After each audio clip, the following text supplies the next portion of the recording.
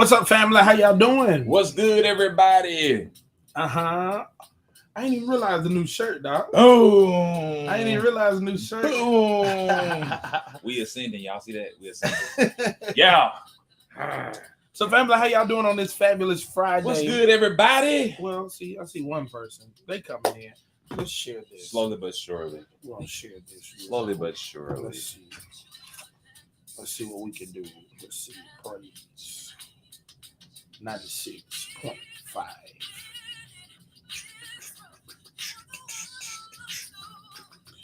It's Friday. Oh man, I gotta get that up. Tight. To your food. Yeah, that was from this morning. I said, what is that right there? So what is that right there? No, that's from this morning. Family, we hope y'all doing well. I see some more of y'all coming in. We're excited about your presence. We got something to talk about today. And we got a special guest. And so I hope wherever we are talking to you from, that you had a good day, that your day is going well, that things are going well in your life. We do know there's been a lot of tragedy in the city, or rather in the state of Alabama lately. So we definitely want to lift up all who are dealing with our bereavement. But we're going to have some fun today. And I hope and pray y'all really have some fun with us.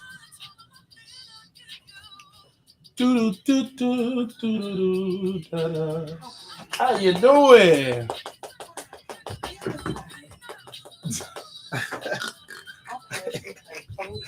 You ain't passed for yeah. Yes. Let's see. So let me get Got this it up, just man. for you. Shoot, I just shot that. Didn't I shoot that email to you, Tracy? Yes. I guess it's here.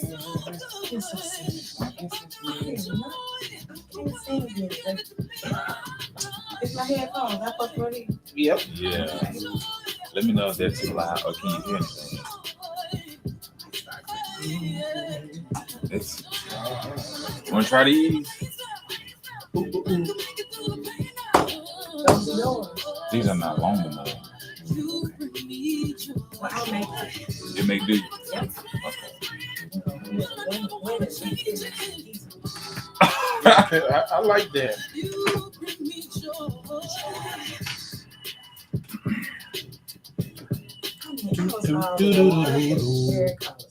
No. Oh, you went way too far. Way too far. She having fun. Just chilling. All right, here we go. You give me You need a few more seconds. Who? You. Nah, man. Let go. There we go.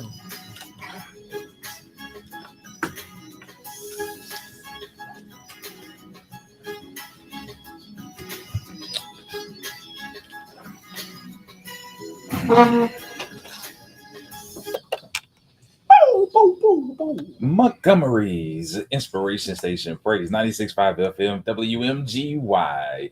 We're now 10 minutes past the 3 o'clock hour. It's 3:10 here in the capital city, which simply means that it's time for Straight Church. No chaser.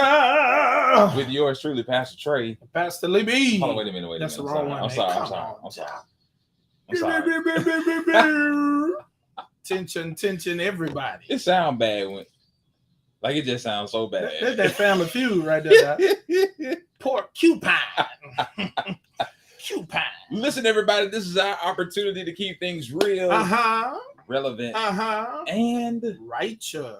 So before we dive into our conversation for today, and before we introduce our very, very special guest, how was your Friday so far, man? And how was your week overall? Man, it's been interesting. It's been a great week. I got a lot of rest this week. Good. Got a lot of rest. Good. Watched church online because there was some great services going on in the city. Absolutely. It was a blessing, man. You know, I don't normally chill out and rest. So I finally got to just chill. stay at the crib for a little bit. Good. Was that different for you? That was amazing because I pay bills there. So it's always a blessing when you have the ability to enjoy what you pay for. Man, that's something. I mean, really, like watch cable, like watch the end of Snowfall. You know what I mean? Really? Yeah, it gets good right up and through there. How was your weekend? Week was good, man. Week was good. Busy. We had our barbecue today. Okay. Shouts out to the Dream Team. Once again, shouts out to Terry Barber for allowing us to advertise and use this awesome medium they call radio. Mm-hmm. And then, thankful to everyone who came out to support us and got a chance to fellowship with some other churches and pastors this week. Got an opportunity to hear Dr. E. Dewey Smith. We did an interview with My him. bishop. We did an interview with him on Monday and got a chance to hear him Tuesday. And then Wednesday got a chance to hear Dr. Leroy Elliott. Gonna leave you now. I can't do it like Leroy, but so just had an opportunity to fellowship with him as well, and Pastor Jordan, and it's just amazing to see guys who have been in ministry 30, 40, 50 plus years, man, and still going strong. Absolutely. So it's just a joy. So yeah, man, but other than that, back in school, trying to wrap up this master's program. You have fun. Back in school, man. God bless you, my brother. As of today, got my classes registered. So where you at? What you doing? Liberty. Oh, okay. Back at Liberty. All right. Oh, Lynchburg. Yeah. I took a little Liberty course. Yeah, man. Trying to finish up this Christian apologetics. That's gonna be dope. Yeah, your boy's gonna be an apologist. Well, I want you. I'm already an apologist. Well, you be nice. Be a nice apologist. I will. Yeah, most of them mean and serious. They fact of the matter type people. Yeah. But that's a good thing, though. Pastor, theologian, apologist. I love it. Soon to be author. Oh, write your book then, man. Work on that, yeah. You know what I'm right? What?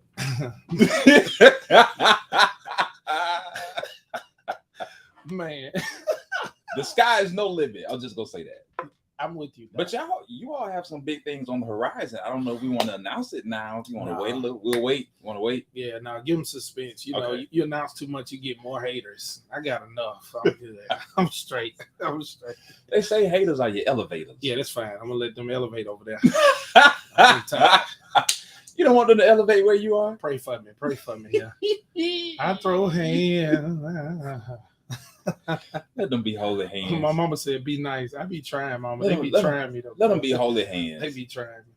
Let them be holy hands. Nah, but we've been having a good day. So I hope in prayers that whoever's listening, you're having a good day as well. Yeah. We have a great guest today. Absolutely. She's gonna bless us. You want to take the opportunity to introduce? I'm gonna let you do that. I gotta do the crowd. Well, I got the effects on my side. I think you should do the introduction. Oh, so I should do the introduction. Let me do the behind the scenes for you. Okay, so we're gonna double team this. Here it goes. We have one of God's greatest vessels in the house today. Mm-hmm. The one and only.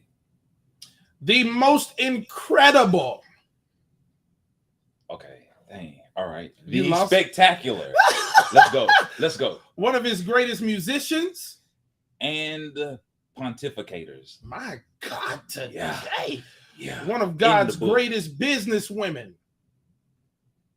And directors. Oh, I like directors. that. I'll take that. Directors. Now, we don't want to start calling all her titles at her jobs and all the stuff she do, because she do a little bit of everything. No.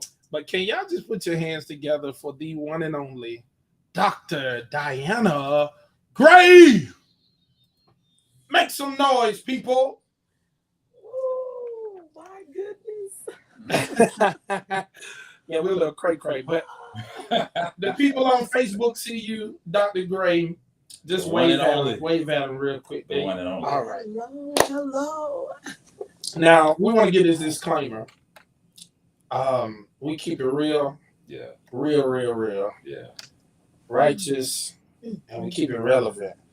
We want you to, kick off your shoes and relax your feet. Hey. Look at her dancing. It's time, Doc. It's time. Man, so we got some great conversation today. And I think it's for leaders, but I think it's for anyone who's listening, Absolutely. right? But I want to give you this moment, right? Before we jump into all of this good stuff and we start playing, can't stay too long and stuff, we want you to introduce yourself to these people. Well, my goodness. I mean, what else can I say? You said it all. Well, I want you to tell them because I did say that you are an entrepreneur, Yes. but I want you to talk to them a little bit about your business and just what you do in totality. Well, first of all, I wanted to say thank you so much for having me here. Absolutely. Thank you for that wonderful introduction. It just feels good to be free and to be a serial entrepreneur. Wow. Yes. Say it again. A serial entrepreneur. I love it. Gotta break that down. Yeah. So I am celebrating my 7th year of leaving the, so to speak, job Wow. that I went to school to have. Wow. But yeah, this is my 7th year, and I posted, I believe, yesterday, 2 days ago, I can't remember, get my days mixed up. 7 years is amazing. Wow. And I am a passionpreneur. I love it. Everything that I love to do and make money. That's a I blessing. love You can't be in business if you don't make money. That's true. Yeah. That's true. How can I become one of those? Ah, A passionpreneur. it's the mindset.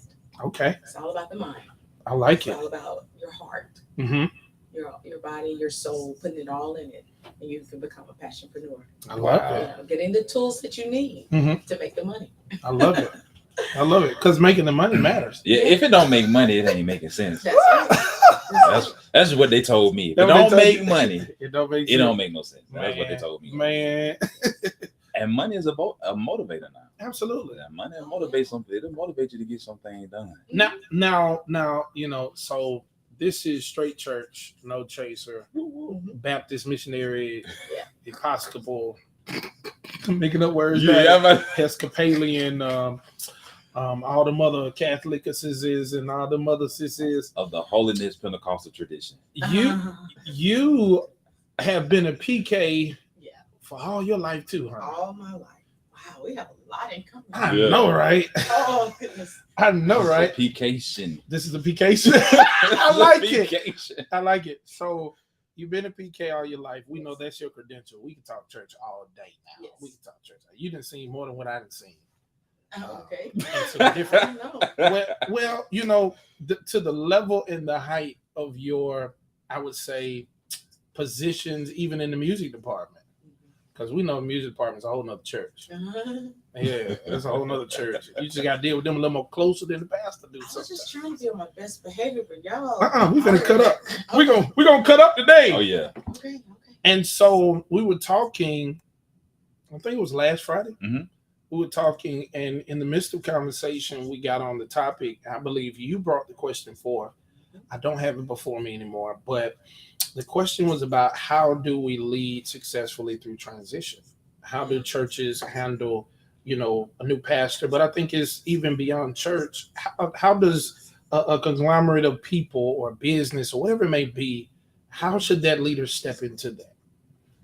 Well, the people have to be, first of all, that question came out, or that topic came out of seeing, and you all have talked about this in the past, maybe 2022.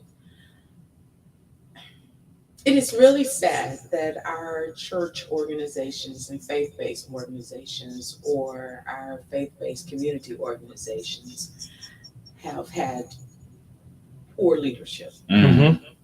And when that leader is no longer available for that organization, they are not able to stand on their own and know how to reach out for another good leader Wow. to help them transition. Wow. And so they think they know what they need. Right. They do not know how to express, meaning the members of the organization, they do not know how to express the level that they want to achieve and to be. Mhm. And so then I've been asked several times in different situations, well, what should take place?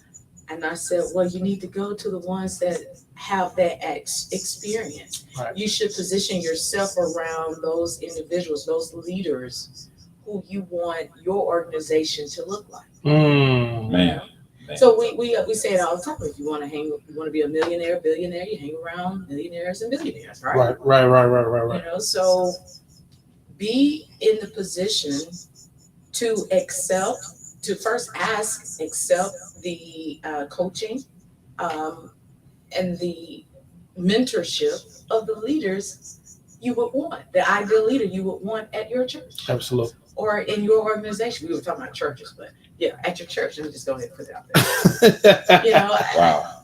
and you think you know what you want, but you really do not know. And then another thing, and I'll just go ahead and quit beating around the bush. You know, pastors we've experienced in our areas have not trained their church leaders, deacons, and even trustees or administrators, however their model is, for the next leader. Right.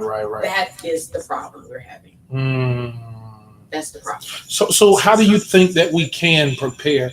Because I think some of them won't do it or have not done it because they think to prepare people for the next means that the now is no longer relevant. Oh, it's funny that you said that because after the show last week, that's the first thing my father said. Mhm. You know, he made reference to a book. I don't have access to that book, but he made reference to that the church must remain relevant. Right. You know? Right. And even with his 45 plus years of experience of pastoring and ministry and being in the ministry, you have to, he says that you have to remain relevant, but you have to have your team to be on board for relevancy, to remain relevant. I love it. Shout out to the OG, by the way, Yeah. Pastor Fred Gray. Absolutely. Yeah. And the First Baptist Church. First Baptist The Church. First missionary Oh my. Baptist church of The. Prattville, I like it. Alabama. Do you do the announcements? I wish I could.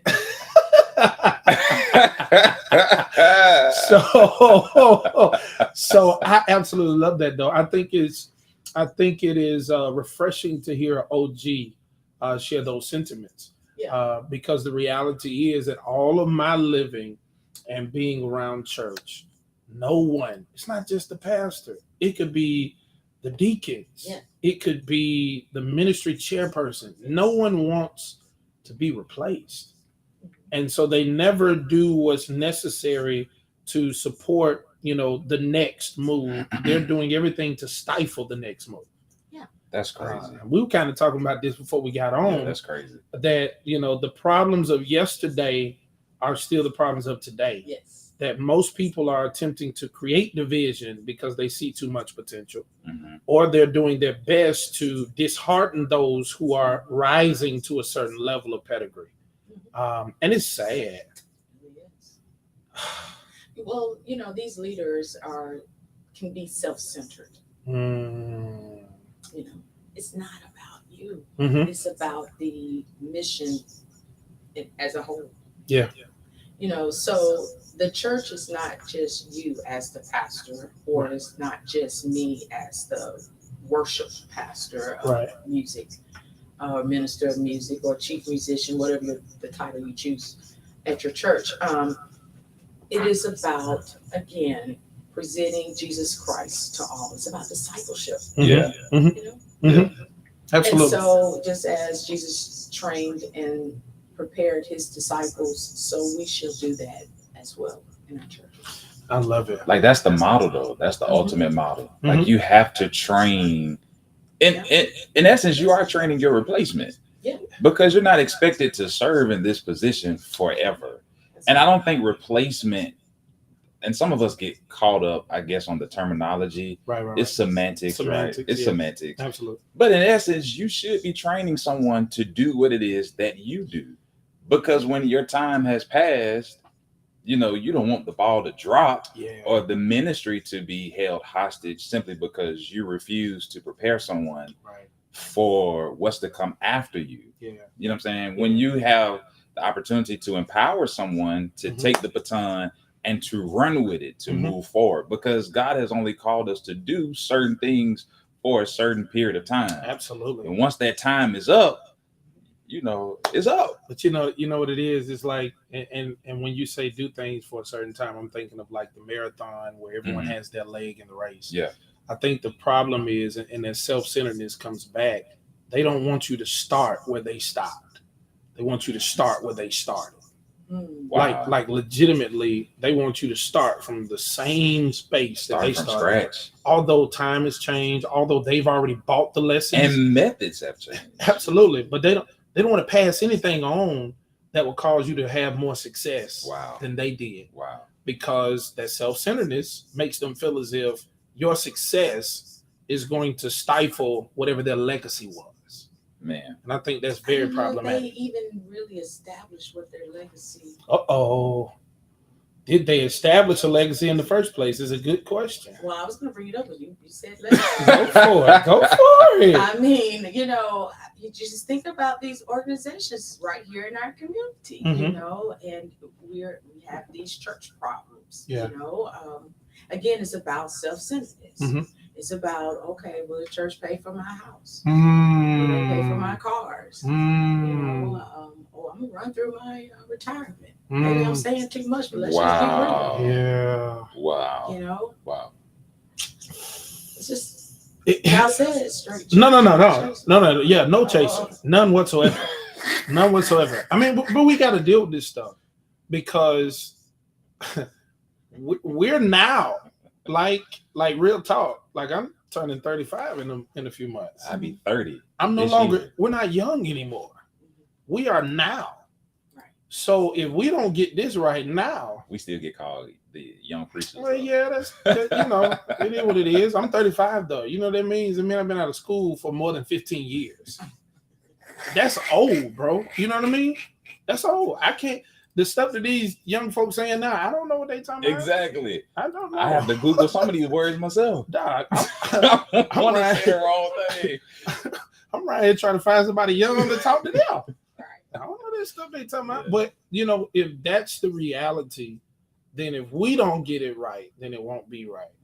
And, these are some of the things that we have to talk about. Me and Trey do our best to talk about and just kind of process, because we don't want to become what we've already seen.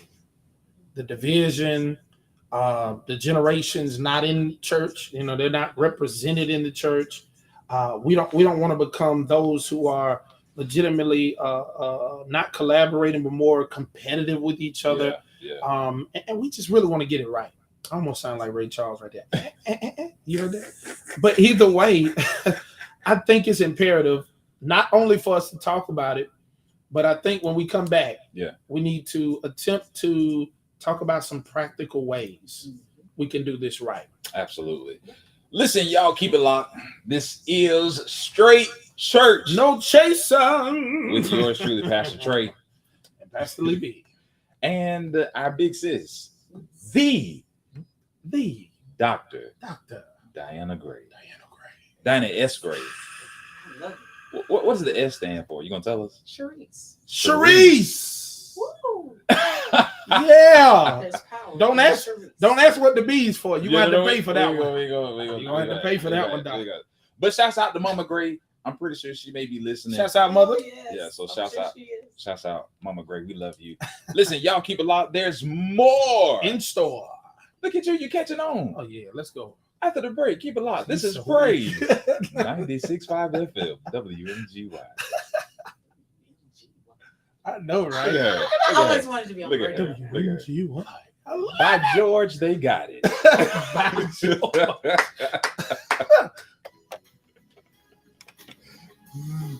Family, y'all on here. How you doing? Jamise, how you doing? Mama Hader, Nay, how you doing? Sister Williams, how you doing? Don London, Washington, how you doing? She said, hey to y'all. What up, what up? Mama McCall, how you doing? Sister Peacock, hey there. Said, teach us, Dr. Gray. Yes, sir, Pastor Trey. Talking good, Pastor Nettie. How you doing? Ned, I see a prom dress in her profile. Somebody had fun. her oldest daughter. Oldest daughter, awesome. Nate. Sister Tanisha Marlowe, hey there. What's up, Tom? It's crack a break for me. It's crack a break. Crack a break. That's that. That's some church snacks. Yeah. Sister Ellen Jenkins, how you doing? What's up, Ellen? Hazel Bellamy, how you doing? Sister Shirley Wilkins, Callahan, how you doing? I'm doing great, Nate. I'm doing great. Pray all is well with you. Yeah, I think it's interesting, like the time we're in. Me and Trey were kind of talking about it. It's one of the things I know that we've been, and it's crazy because it's not just. It happens a lot with me and Trey now. Yeah. To really deal with the nitty gritty and no chaser. Prior to me and Trey, it was often me and Meadows, Pastor Meadows, where it seems as though people are doing their best to create the same division that we witnessed when we were younger. Yep, Yeah. that conflict. And they're trying to do it in us as we're leaders Yeah. to I don't know what their overall agenda is, but I do know they know that when we all together, we got some strength and some power and some great potential. So whatever they can do to separate, Yep. oh, they gonna do their best. Oh, but I served notice on the devil now. I'm gonna free somebody. Yes. Yeah, I mean, and I think it's interesting because in all of our situations, all of us had different journeys. Trey followed after his father in ministry.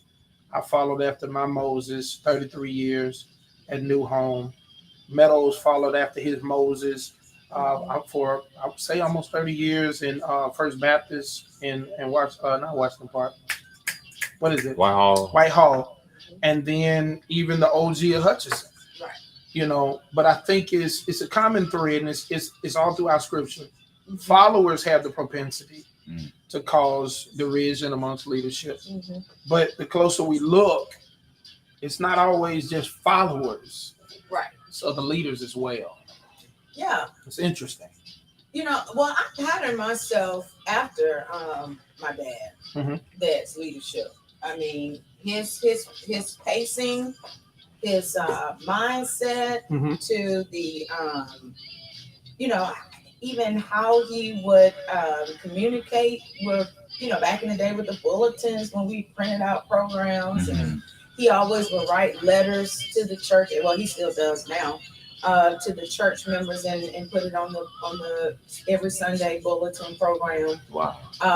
So the way he would grow his church and evangelize and bring them in is the way I would do the same thing for the choir ministry. Wow. So he's definitely a trendsetter.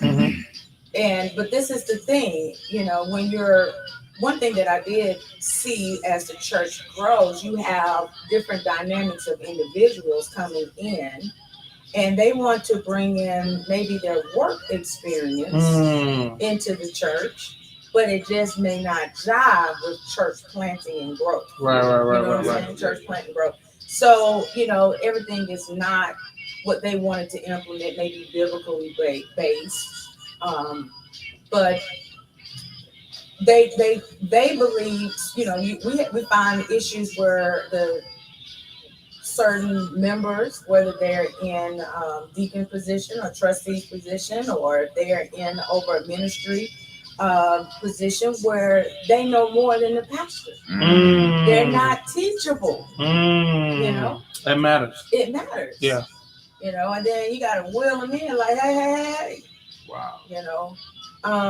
This is the way it's going to be. Right. And I think that's why we now have a lot of, it's always have been a part, new membership trainings and things of that nature. But that has not been always a traditional aspect of our churches, in past. True. But like, for example, You don't get up in church and say, "Oh, I got to make an announcement, Pastor." Okay, you don't make an announcement in my rehearsal unless it rolls through me. Right. That little things like that, you know. But at the same time, you still want them to feel, your members to feel like they are a part. Right. So where is that balance? Mhm. You know, where is the balance where they feel like, you know, hey, I can raise my hand and say, hey, can I pray will you all pray for my mother who's Right. going through surgery or something like that? They know where to do things appropriately. Mhm. But as far as, you know, you just make a decision, well, I need the choir members to give money towards this. No, wait a minute. You know? Hold up. Order. Yeah. Yeah. It matters. And that comes through training. Mhm. But the training has to be done through the word. Yeah. These individuals must be a part of the word. They must be a part of your Sunday school. They must be a part of the ministries. And I promise you, you know, back in the day, you know, choir members wouldn't come to church till it was time to sing. And leave after. Right. Right. You know, they weren't coming to Sunday school. They weren't even coming to church. Yeah. You know, they only come to the first Sunday. I had the first Sunday choir. They only showed up on first Sunday. Wow. They wouldn't even come to Thursday night rehearsal.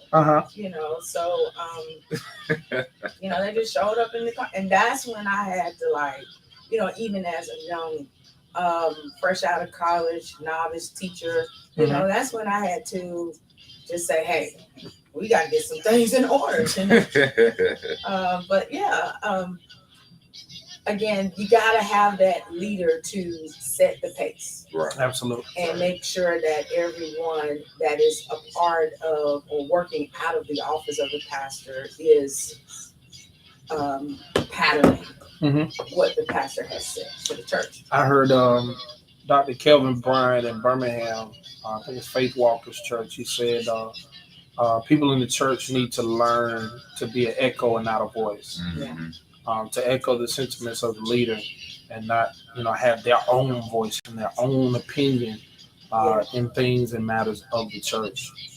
Someone says some leaders believe they cannot be led.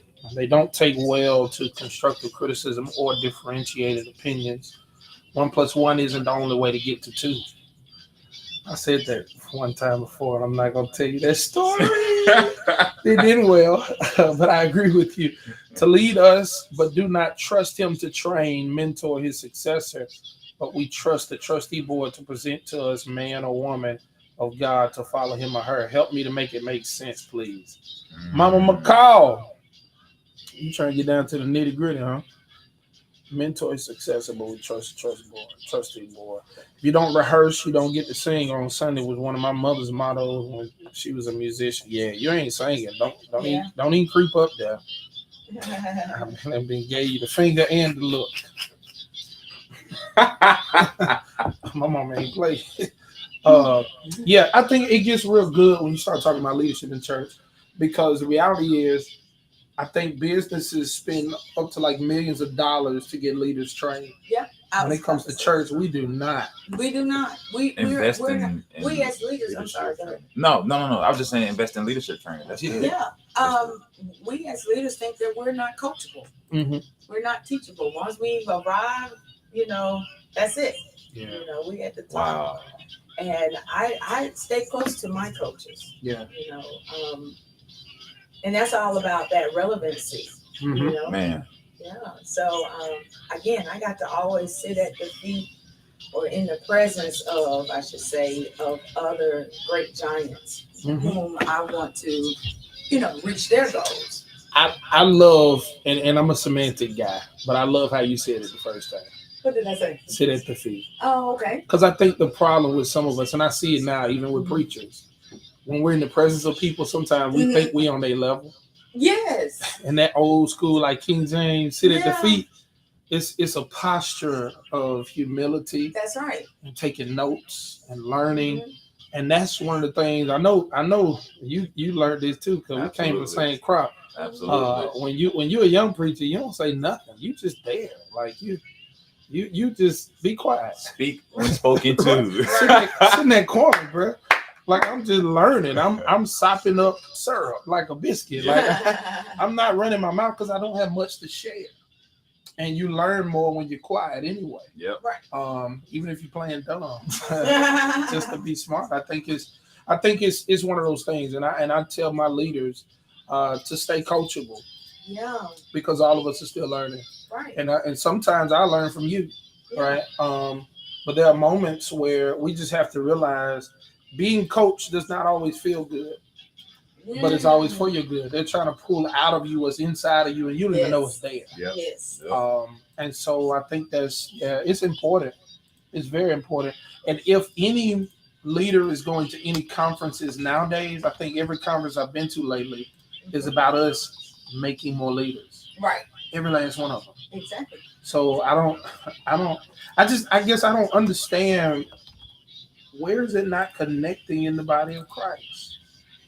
Like we kind of glory in people being stifled and not becoming their great self or their best self more than we do, putting the energy towards making sure that people are good. Where's the disconnect? Mm-hmm. I would say that the disconnect is the standard that is set by that pastor. And it goes back to the leader. Are the leaders that we have of today, of our churches, are they setting the standard? Absolutely. So that's a good question. That's the disconnect. That's a good question. Starts with them. It starts with them. So it's necessary for us to talk about how to restore the standard. You're right, Nate. You can coach, but you got to coach and correct people in love. Your time and your tone always matter. Absolutely. Absolutely. You ready? Let's ride. Surprise inside.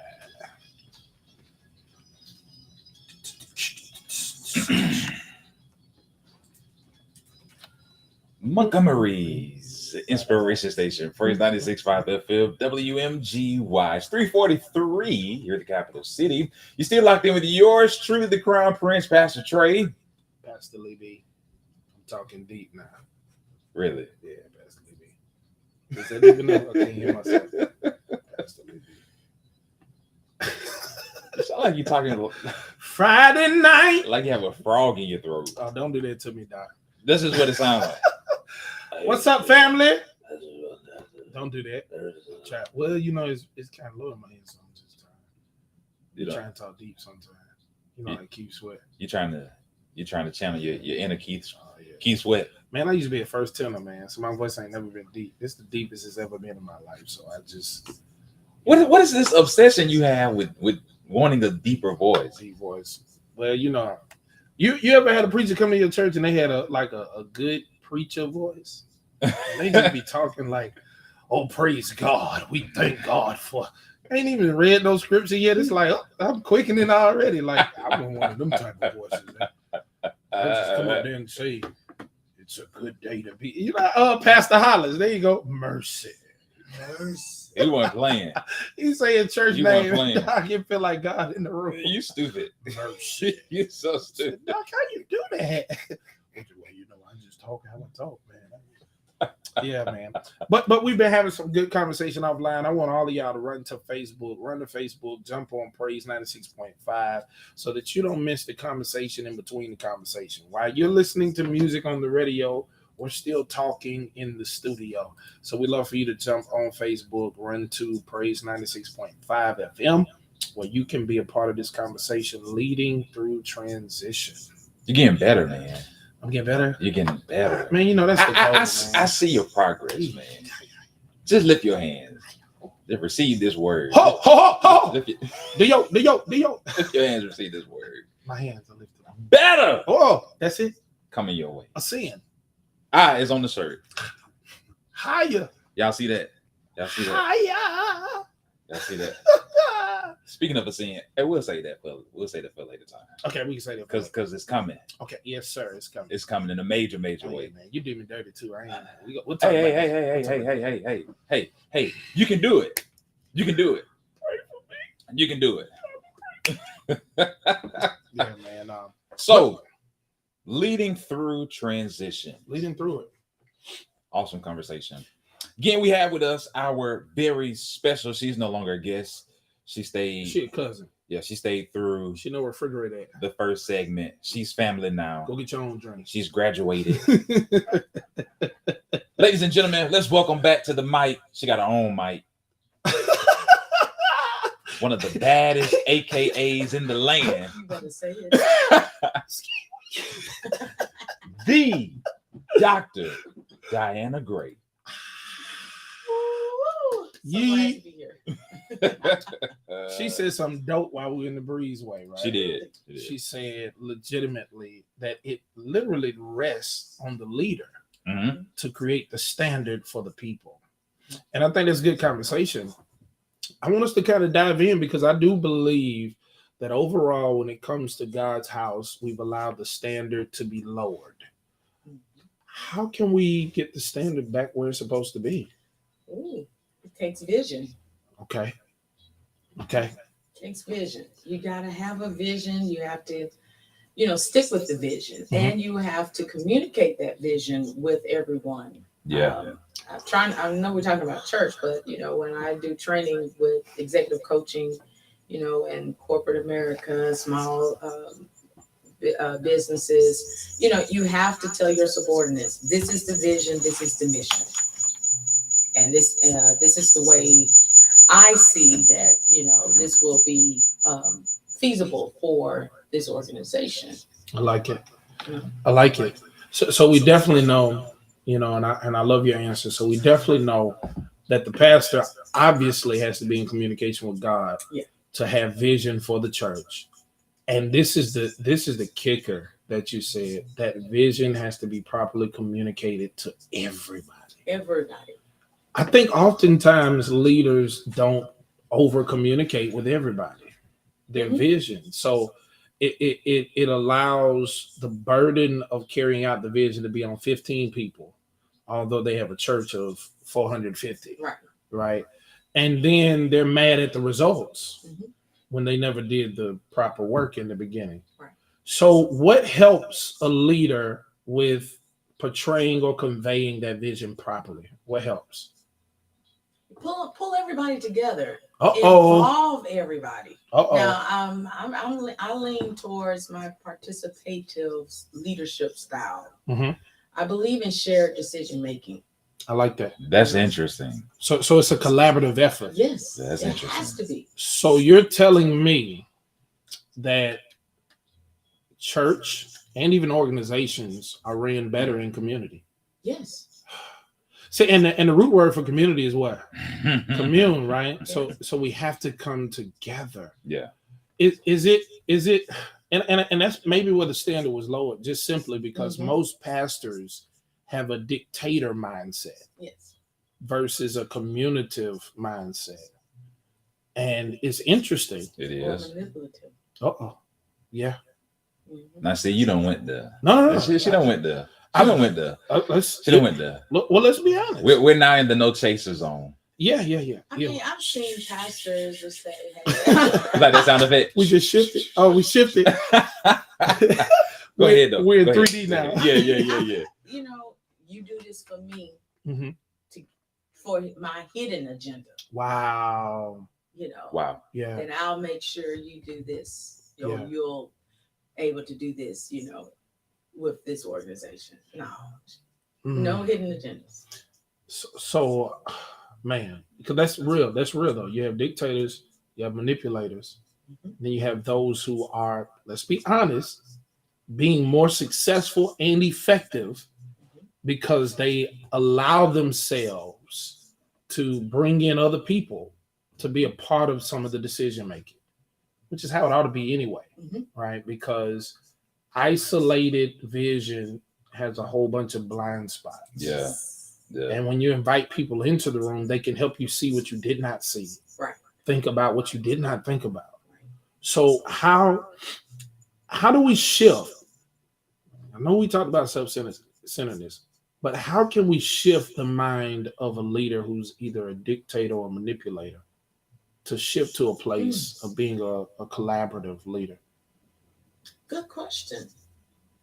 So, in my experience in the past, and this is not necessarily about church,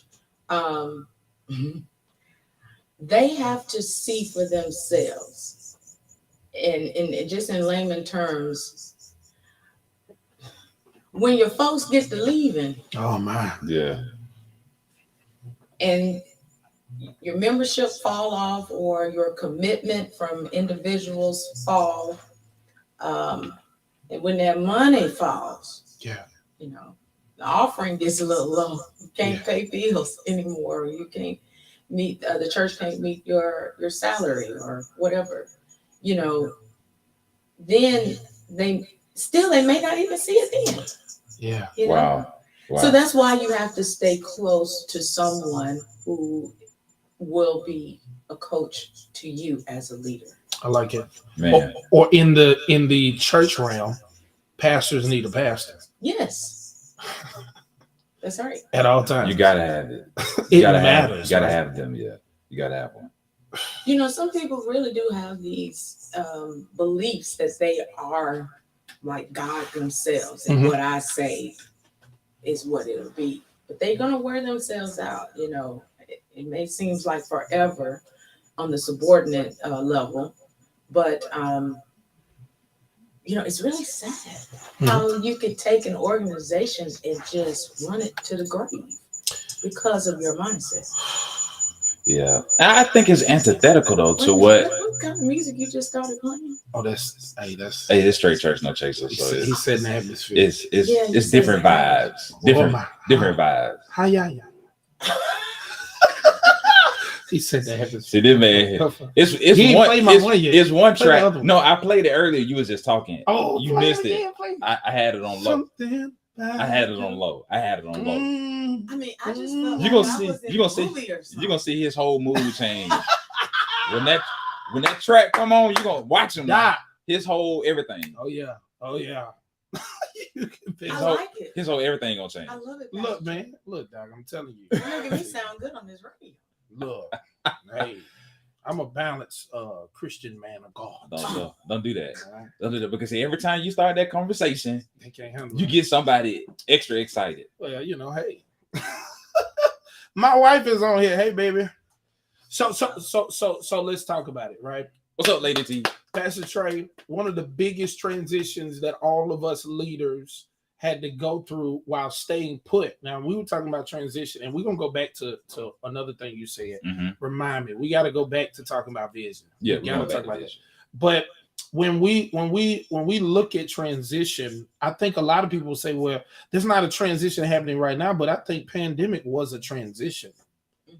Everything that was is not anymore. Yeah. Mhm. And I think that's why I asked you the question, because I think this is the perfect time. It's the most pivotal moment for pastors who pastored a certain way before to shift now. Yeah.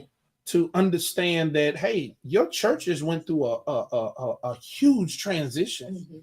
The way that people see church now will never be the way it was before. Mhm. The way we view membership now should not be the way we viewed it before. Yeah. Right? So all of these things have changed. Something had to have changed in your mindset. And I want you to talk to it, Pastor Trey, because oftentimes we as young preachers or young pastors, whatever they want to call us, when we getting old, they come to us. We often have these conversations. Yeah. I'm looking at some great haters in here. I got plenty. You know what I'm saying?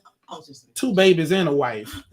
Hallelujah. And 4 years pastoring in August. I got plenty of them. Trey coming. Oh, you coming? You can come around. Don't do the that. mouth. Don't do that. You Don't do come that. around- Don't do that. It Don't gonna do happen that. right here. Don't do First. You that. gonna get one right there. Actually, my wife was looking and she was like, "Babe, I see something." I said, "Don't say it. Don't say A it." gray hair in your beard. A gray. She Yeah. saw it. I had one right here. I didn't want to cut it. I got to cut immediately. That's why I won't let my facial hair grow, because I know if I let this grow like a beard, it'll be in there. So you hating on your age? No. I'm not hating on my age. Reveal yourself. I'm not hating on my age. I'm just being selective on when I wanted to show. I love it. I love it. So what has changed, man? Pre-pandemic, post-pandemic church. What's changed? Method Okay. has changed. I think our method has. allowed us to increase our capacity to reach others, right? Absolutely. I think in doing so, though, it has caused some of us, because we are afraid of the unknown. So we're afraid to try things we've never tried. And we are afraid to embrace methods that we've never, ever had to embrace before. That for some of us, it has caused a desire to go back to how we used to operate pre-pandemic. And that's problematic because the world in and of itself is operating completely different than it did pre-pandemic.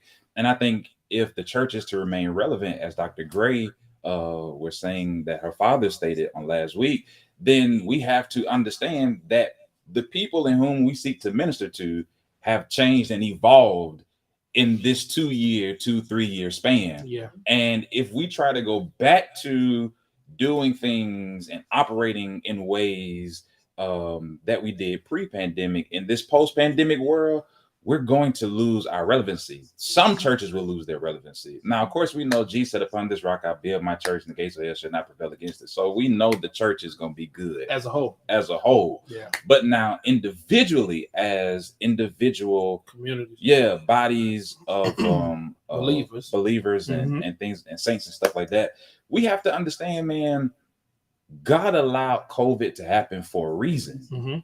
What was his reason? Could it be? What was his reason? That God said, let me see how much faith you really got. Man.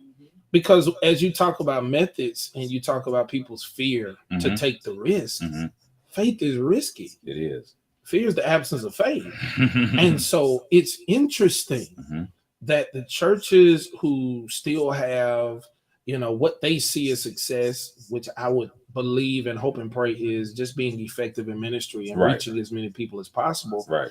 It's because they took the risk. It's because they had the faith to step out and do what nobody else was doing.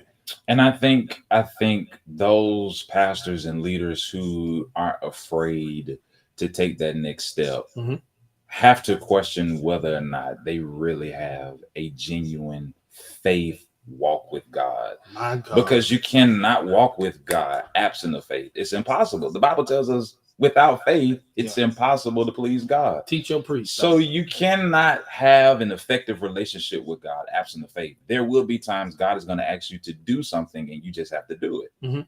That your next come as you move in your now. And so many of us don't want to step into our next because we are afraid of what the next looks like. But what you have to realize, honestly, is that with God, your next comes as you move in your now. Absolutely. So as you stop, your next stop. Could it be that the ram in the bush that saved Isaac's life moved up one side of the mountain as Abraham and Isaac was moving up the other being side? Baptist now, Reverend. Had Abraham and Isaac stopped, that ram stopped. My God. When they moved, the ram moved. So a lot of times our next moves as we continue to move in our now. Don't do that. Don't do that. Don't do that. Don't do that. Don't do that. You preaching, Doc. So I tell pastors. Yeah, he got it. He got it. He got it.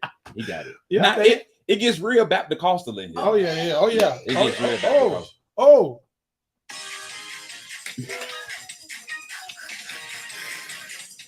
How did you get him started? Why did you get him started? I had him contained until you got him started. No, man, but you preaching good though, bro. But that's what faith is. Yeah, man. That's what faith is. If people only knew how often during the pandemic I walked into spaces with preachers and was the topic of conversation. Young boy don't know what he's doing. He just out there having church. Like people don't know how much we invested into keeping our churches running. Absolutely. And that's not always money. Right. It's the time. Yeah. Because whenever you're dealing with technology, it will act the fool. Yeah. And so we had to learn things. We had to pay for things. We spent a lot of time with things. Then we had to turn around and train people to do the things because we still had to preach. Yeah.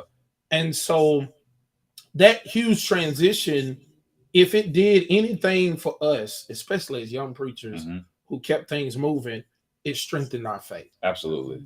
It strengthened our resolve, to be honest, to not idolize those who came before us. Right. because they didn't know what to do either. Yeah, that's true. So we legitimately had to rest on God and tie up our boots and get to work. But it just put us in a position where we had to rely on God, period. Yeah, Doc. And I think it's COVID was a blessing because it made us value our relationship with God. It should have. It should have. And I think some of us have become comfortable in our relationship with God. That's scary. So much so to the point that we take God for granted. Wow. You know what I'm saying? And I think COVID for a lot of pastors, ministry leaders, and just even, our parishioners was a reset. It was a time for us to reevaluate our lives and our priorities and what are things and who is really important to us. And I think for churches, a lot of churches, well, I can't speak for Restoration. I just speak relative to our situation. So when COVID came, our ministry was transitioning. My dad was still pastoring, senior pastor, but 2 years prior to COVID, he had already informed me, hey, God is leading me to make this transition. You've graduated, you got your degree. Well, at that time I was in school about to graduate and get my degree. Right. And so he was preparing me for what was to come. And so when COVID came in 2020, I graduated, got my degree, and me and my dad had a conversation. He's like, well, I'm ready. You ready? I'm ready. Good. We had the clearance from God, so it made the transition. So for me in COVID coming into this situation, all I knew was pastoring in this new norm. You understand what I'm saying? Yeah. So for me coming into this, what I thought my pastorate would be dramatically changed once I entered my pastorate. Yeah. And so I had to then reassess what is the vision for Restoration moving. Yeah, I had to reassess vision, what the vision of Restoration is moving forward. Absolutely. And what are our values? What are our principles? What is it that God has called Restoration to do? Because we can't be New Home. We can't be Lily Baptist. We can't be First Missionary Baptist Church of Prattville.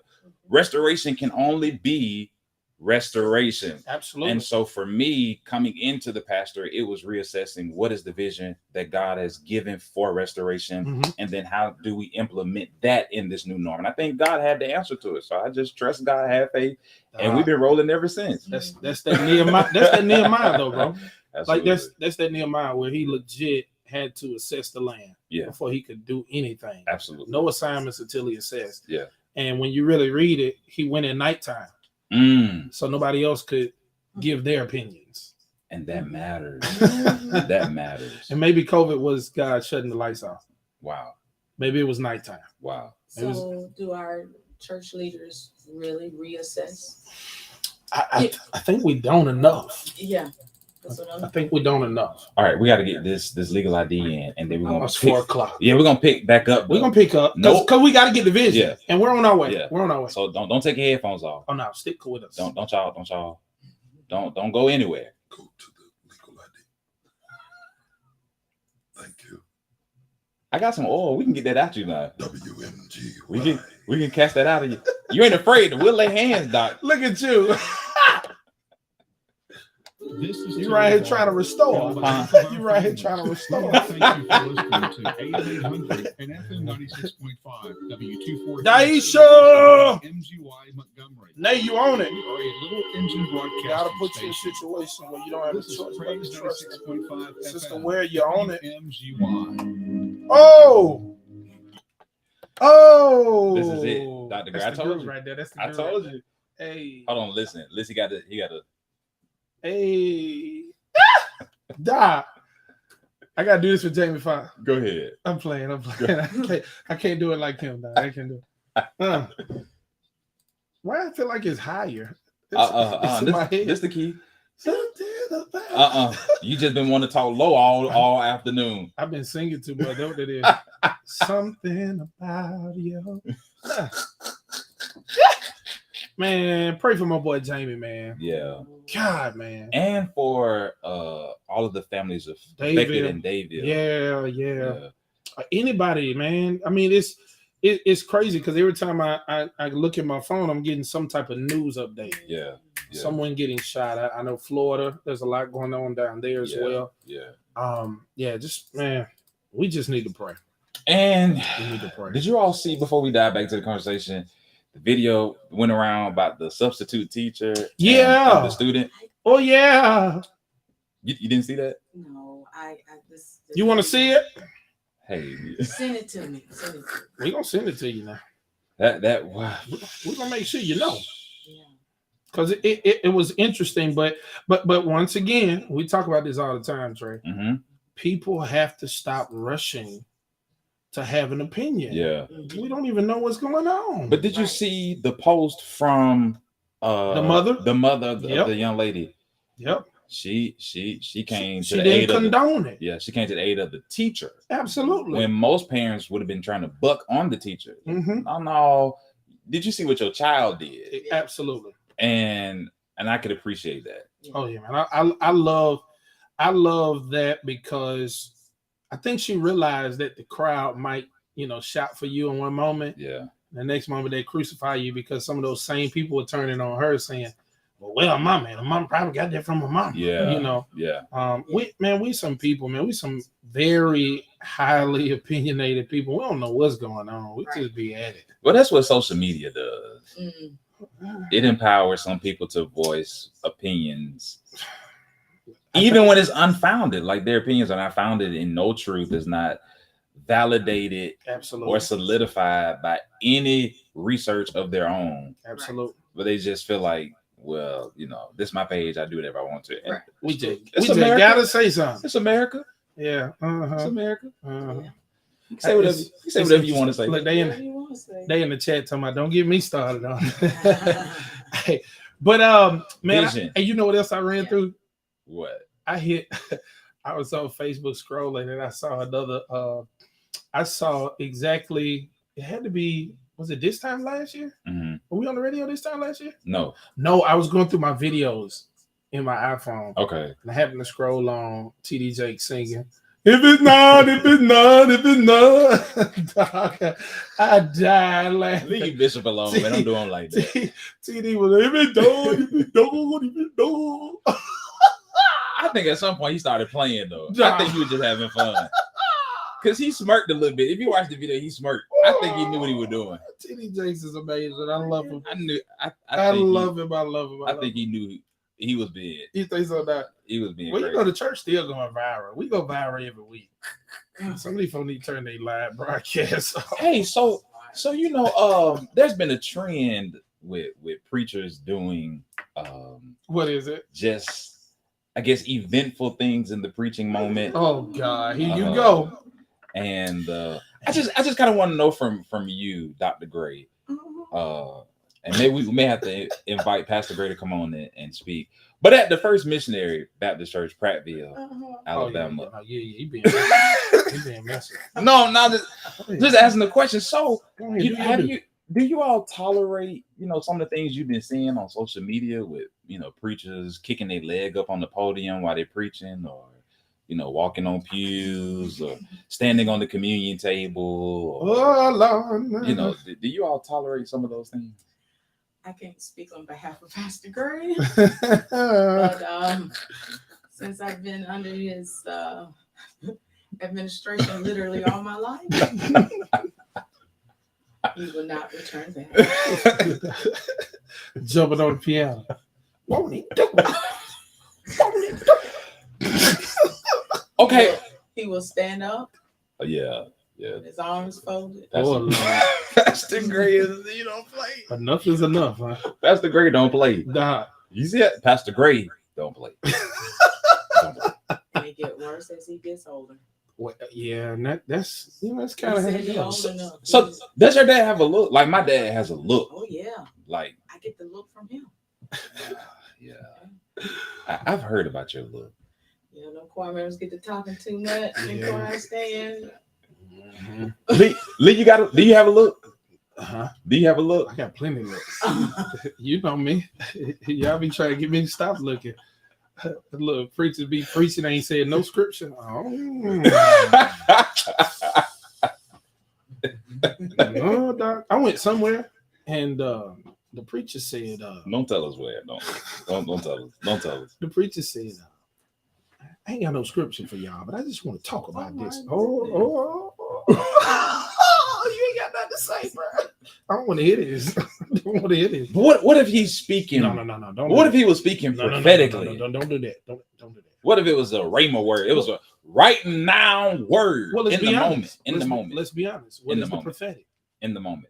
But I'm just saying, we're talking about No, his no, prophetic. no, We're come on. talking about with him though. No. Hey, stop trying to do that, Trey. You're an apologist. If you're gonna speak prophecy, there'll be some word in there. Hey, man, I know. I'm just saying. But the word wasn't there just one scripture though. I It wasn't one scripture. I'm gonna take See, you with you. me. No. No. See, you want him to just open the Bible and read a scripture. Maybe the word came while he was speaking. Spoken word. The devil is a liar. No.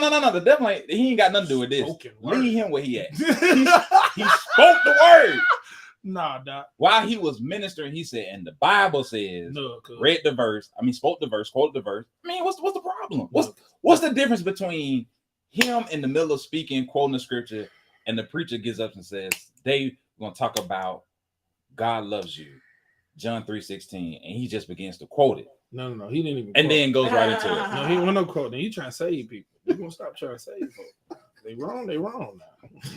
We're gonna be real. Hey, But man, no. I was just trying to help the brother. So out. no, let's get back to what we at. So we talking about Because if I step into that apologist role, it'll be you gonna quote scripture. it'll be You're gonna have to. it'll be traumatic. Yeah, you can only defend the word with the word. So you're gonna have to. You already know. Yeah, I just try to be nice. you're gonna be quoting I and just try to told. be nice. 'Cause I don't want to be mean. What translation you gonna quote? I don't. That be the thing. That's hard for us. Because sometimes I quote King James. Yeah. Sometimes I quote New Living. Sometimes I quote The Message. Sometimes I quote the Amplified. It just depends. Yeah, and then I still got the LT. Gotcha. The Leonidas translation. Yeah. And get a little hood. You go to that often. Get a little gutter. You go to that often. Oh yeah. That makes sure everybody understand. Young folks, I tell you. I told the folks Sunday. I said, Grace can save you, even if you was that freak nigga in Atlanta. Dr. Gray, did you see the documentary? I'm still trying to find it. It ain't out yet. Look at you. I just gonna see what she was gonna say. She in it. She with us. She keeping up. She keeping up. Hold I'm on. not that old. Oh, she keeping up. She say that. She in there. She in there. So when we talk Gotta stay about, relevant. yeah, you have to. Absolutely. You can't relate if you're not. But we legit Vision, baby. talked about vision. Yeah. And the truth is, some elements, some variables of vision might change. Mhm. So we as leaders have to stay fluid. And one of the words you introduced is the ability to reassess Mhm. where you are so you can get yourself to where you're attempting to go. Absolutely. There's power in reassessments. Mhm. Speak to that, Dr. Gray. How often is important? Mhm. You must do it often. Now, from a business perspective, you're gonna at the end of the quarter or at the end of a certain time period, at the end of the month, you're gonna assess your, what your did you reach your financial goal? Did you reach your goals with the new clients that you wanted to have? Mhm. Did you reach your goals with your program Mm-hmm. of your business? Mhm. Same concept with church. But we've never done it before. Ah, Like we don't even debrief after we do something. right. That's so important. we repeat the same mistake every time. Exactly. Now, when you do those sessions, I think it's that collaboration matters again, That's right? right. So it's to our benefit to after we've done something, to get all of the people together and talk about it. Do you have a method or a strategy for reassessment? Well, first the reassessment starts with me Okay. at the end of the day. Mm. I practice reflective. I practice being reflective each day. I Gotcha. like that. I like that. It's first of all, it's a way of living. Mm-hmm. Wow. So each day I reflect on whether I was in the classroom as a school teacher, or whether it's, with the business, or whether it's with church. Mhm. What went good? What didn't go so good? Or what opportunity that I didn't take advantage of? And so once you have it as a way of life, Mhm. then it becomes naturally a part of your leadership style. Right. Right. I like And it. Yeah, practices. that's good. I like it. And I'm even, that's something that I'm attempting to adapt, but I'm not gonna lie to you. It does get hard Mhm. when you it gets hard to find the time. How do you handle that with all of the things that you do and accomplish on a regular basis? Mhm. How do you balance enough to have the time to reflect and reassess things with your team? You have to make time. It's just no way around it, Mhm. you know. Um, just like when I called you the other day, Mhm. what were you doing? Chilling on the back patio. You went, and it was on a Sunday evening, right? Mhm. So every evening, I don't matter. It doesn't matter how late it is or how early it is when I start from my work day. Right. I have to get in that chill mode. Right. Yeah. Right. And then that's when it's so automatic. Yeah. Yeah. That's when it happens. Yeah. Wow. And then a lot of times it'll take place when you don't think it's taking place throughout the day. I like it. It could be after a situation, or it could just be like or during my lunch break time. Okay. Anytime I have some quiet time, it could be where I'm sitting at the traffic light. Yeah. You know. But it's an intentional thing. Yes, you have to be very intentional. I like that. But you have to schedule it, just like I had to schedule to watch Power last night. Yes, Lord. Power, Lord. Power, Lord. Power, Lord. That's not the same power. That's not the same power. That's not the same power. What I would call it out. It's not the same power. Tyreek, Power, Lord. Yeah, Power, Lord. Tyreek had to reflect on a lot of things. Oh, yeah. He was driving and We got- reflective. We got 60 seconds before we get into this commercial break. Okay. So that reassessment matters. Yeah. It's intentional. It's an intentional moment and period. And it's something that we have to do. And I think that's something we definitely have to do on a consistent basis. Especially as pastors. Yeah, because the vision, the end goal never changes, Right. but how you get there does change. Yeah.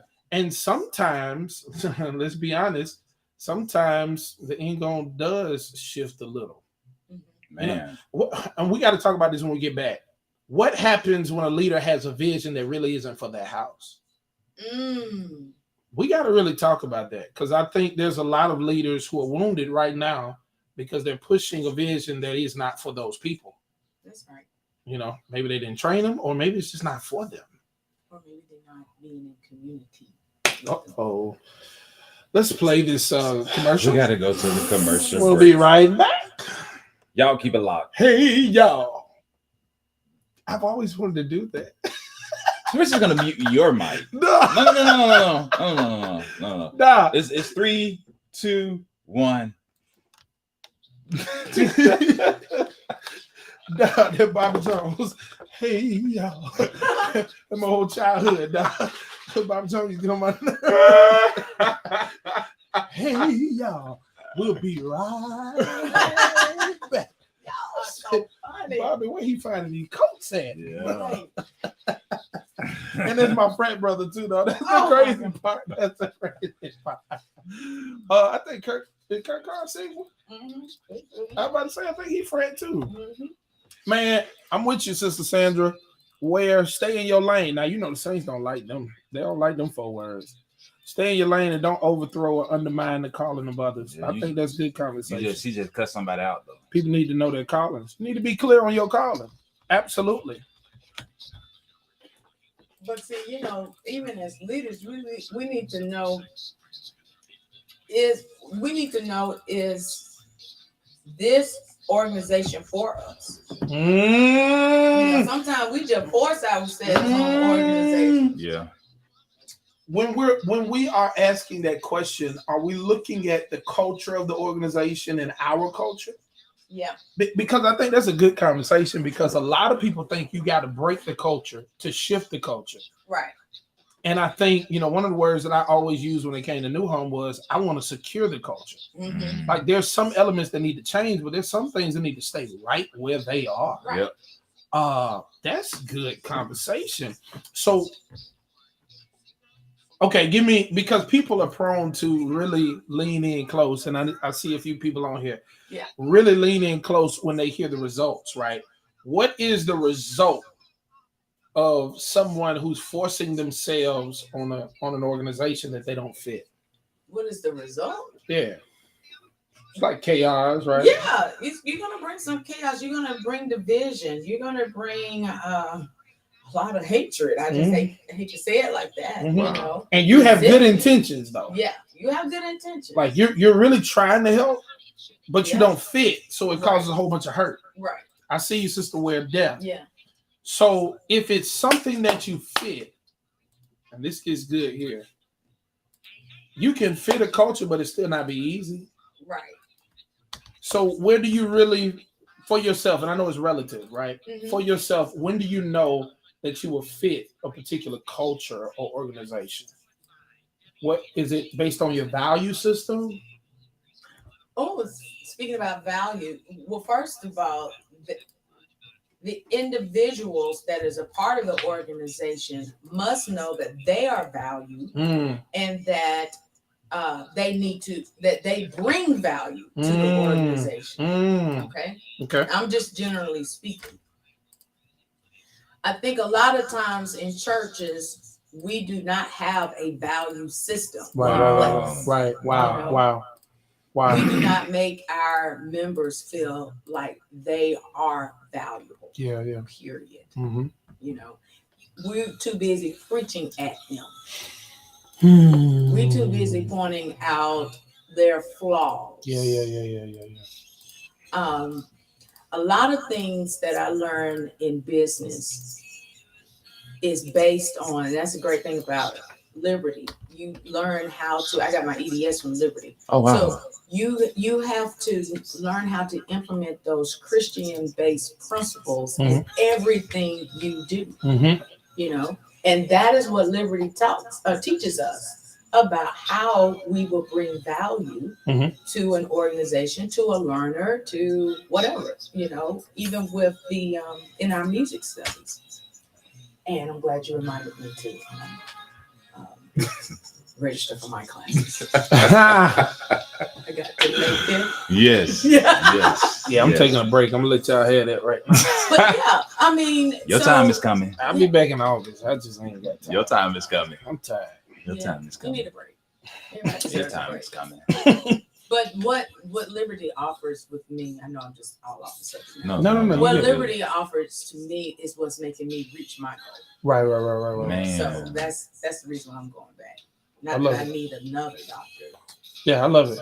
But I like it. You're talking about that value system Yeah. and making sure that those in the organization know that they're valued. So when they feel like they are valued, they don't have a problem with sharing into that vision and mission statement. One thing about Pastor Gray, his door is always open. People feel comfortable coming in and saying, well, Pastor, what do you think about this? Or I see that this would be great for our church. Yeah. Wow. And he'll write it down. Oh yeah, let's talk about it. It's not like that in everywhere you go. Yeah. It really is not. Yeah. That's true. He is so what I like about him, he is so down to earth, but he values his members. He values the ones that consider themselves members and don't come to church. He values the winos around the church that keep the eye on the church. Because for a long time, we didn't even have an alarm system. Wow. Our street members Wow. watched our church. I love it. Wow. See what I'm saying? Wow. And So when they say, "Hey, Pastor, can I have $1?" You say, "Yeah, you can have $1, but come on in here and pick up some trash around here." Mhm. You know what they were going to do with their $1 or $2. You know? Yeah, absolutely. But it's just is his approach with people and how he genuinely cares for individual and he values them, Yeah. and they in return pour back Wow. the best way that they can. Making an investment in people. Yeah, because we naturally want that buy-in. Yeah, The question is, did you invest to receive that buy-in? right. I like it. I Mhm. like it. Now, I was reading this book. It's called 15 Things I Didn't Learn from Seminary. Okay.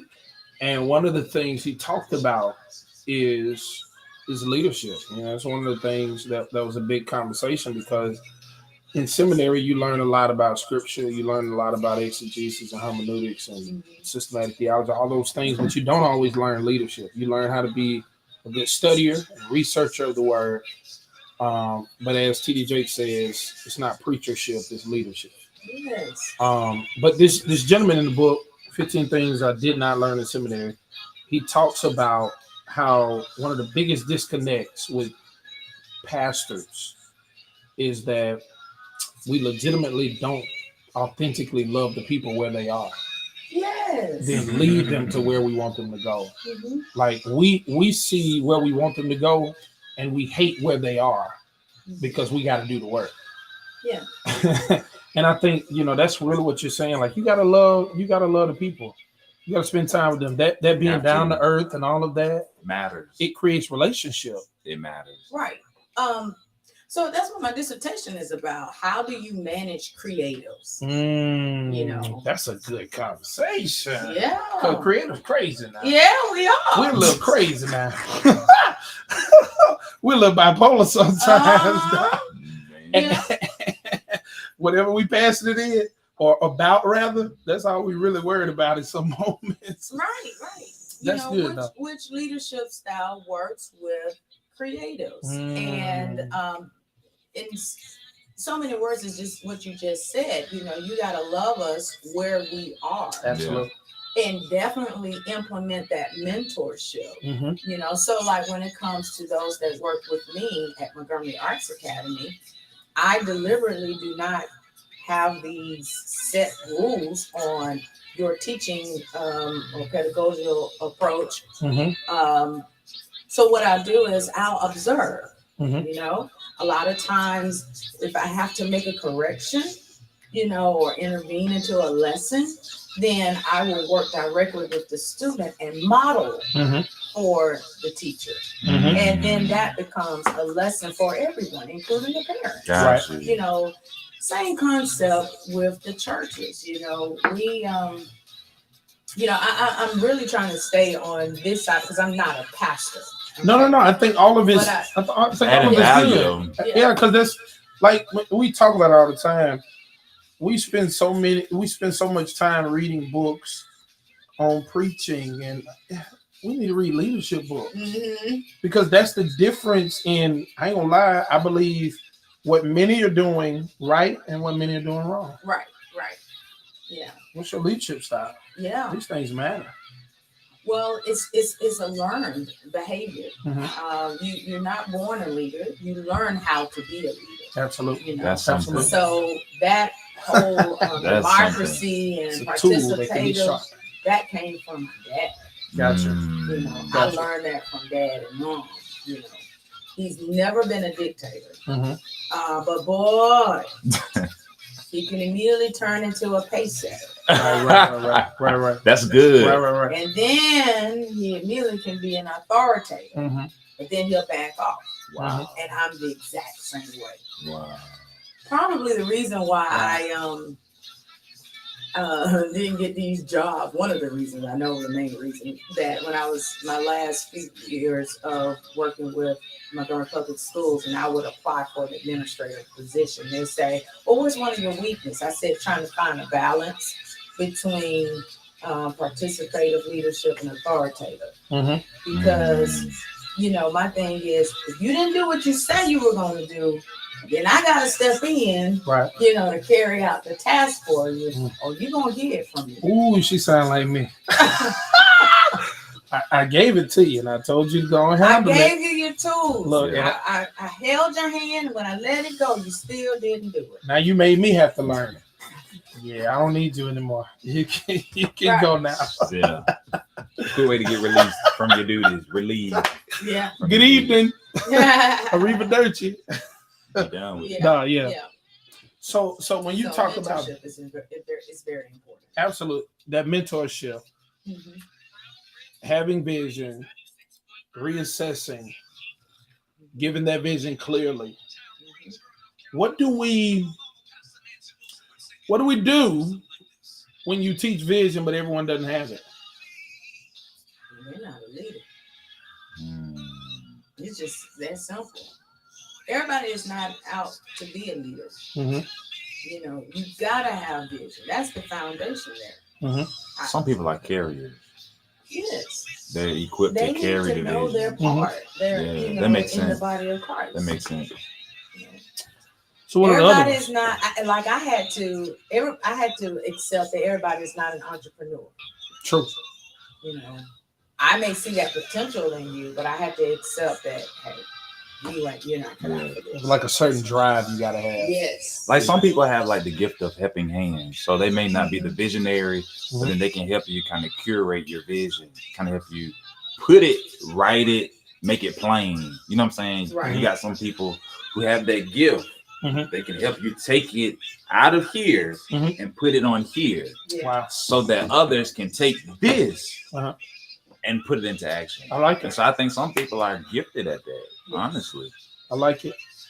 So you got to be an executor when Yeah. you're a leader. You got to know the. And I think a valuable part of leadership is understanding your weaknesses. Yes. What is your That's weakness? Me as a leader, What is one of your weaknesses? patience. Really? Patience. I'm getting better at it. You can't help but to I'm getting pastor, better right? at it. Yeah, I'm getting better. That at used to be it. one of mine. I'm too. getting better at it. Patience. Yeah, I'm still a perfectionist though. It's not with God, it's with people. Yeah. It's not with God, it's with people. It's wanting people to like you said, when you're a pace setter, wanting people to meet and match the pace that you set. Mm-hmm. And just having patience enough to meet them where they are and work with them to get to where you need them. You know what helped me? What? Jimmy Morris said to me, Lee, you got to remember you're different. Yeah. Like, no wonder you're a church kid. Everybody ain't no church kid, right? And then you're a PK. So it's a certain level of excellence that you desire and demand that other folk don't even see. Yep. You know, it doesn't even make sense to them. Yep. It's just church. I mean, why can't we do it? But for us, it's a whole nother thing. Like, I've been folding programs since I was 10. You know? Like, So what do you think your weakness is now?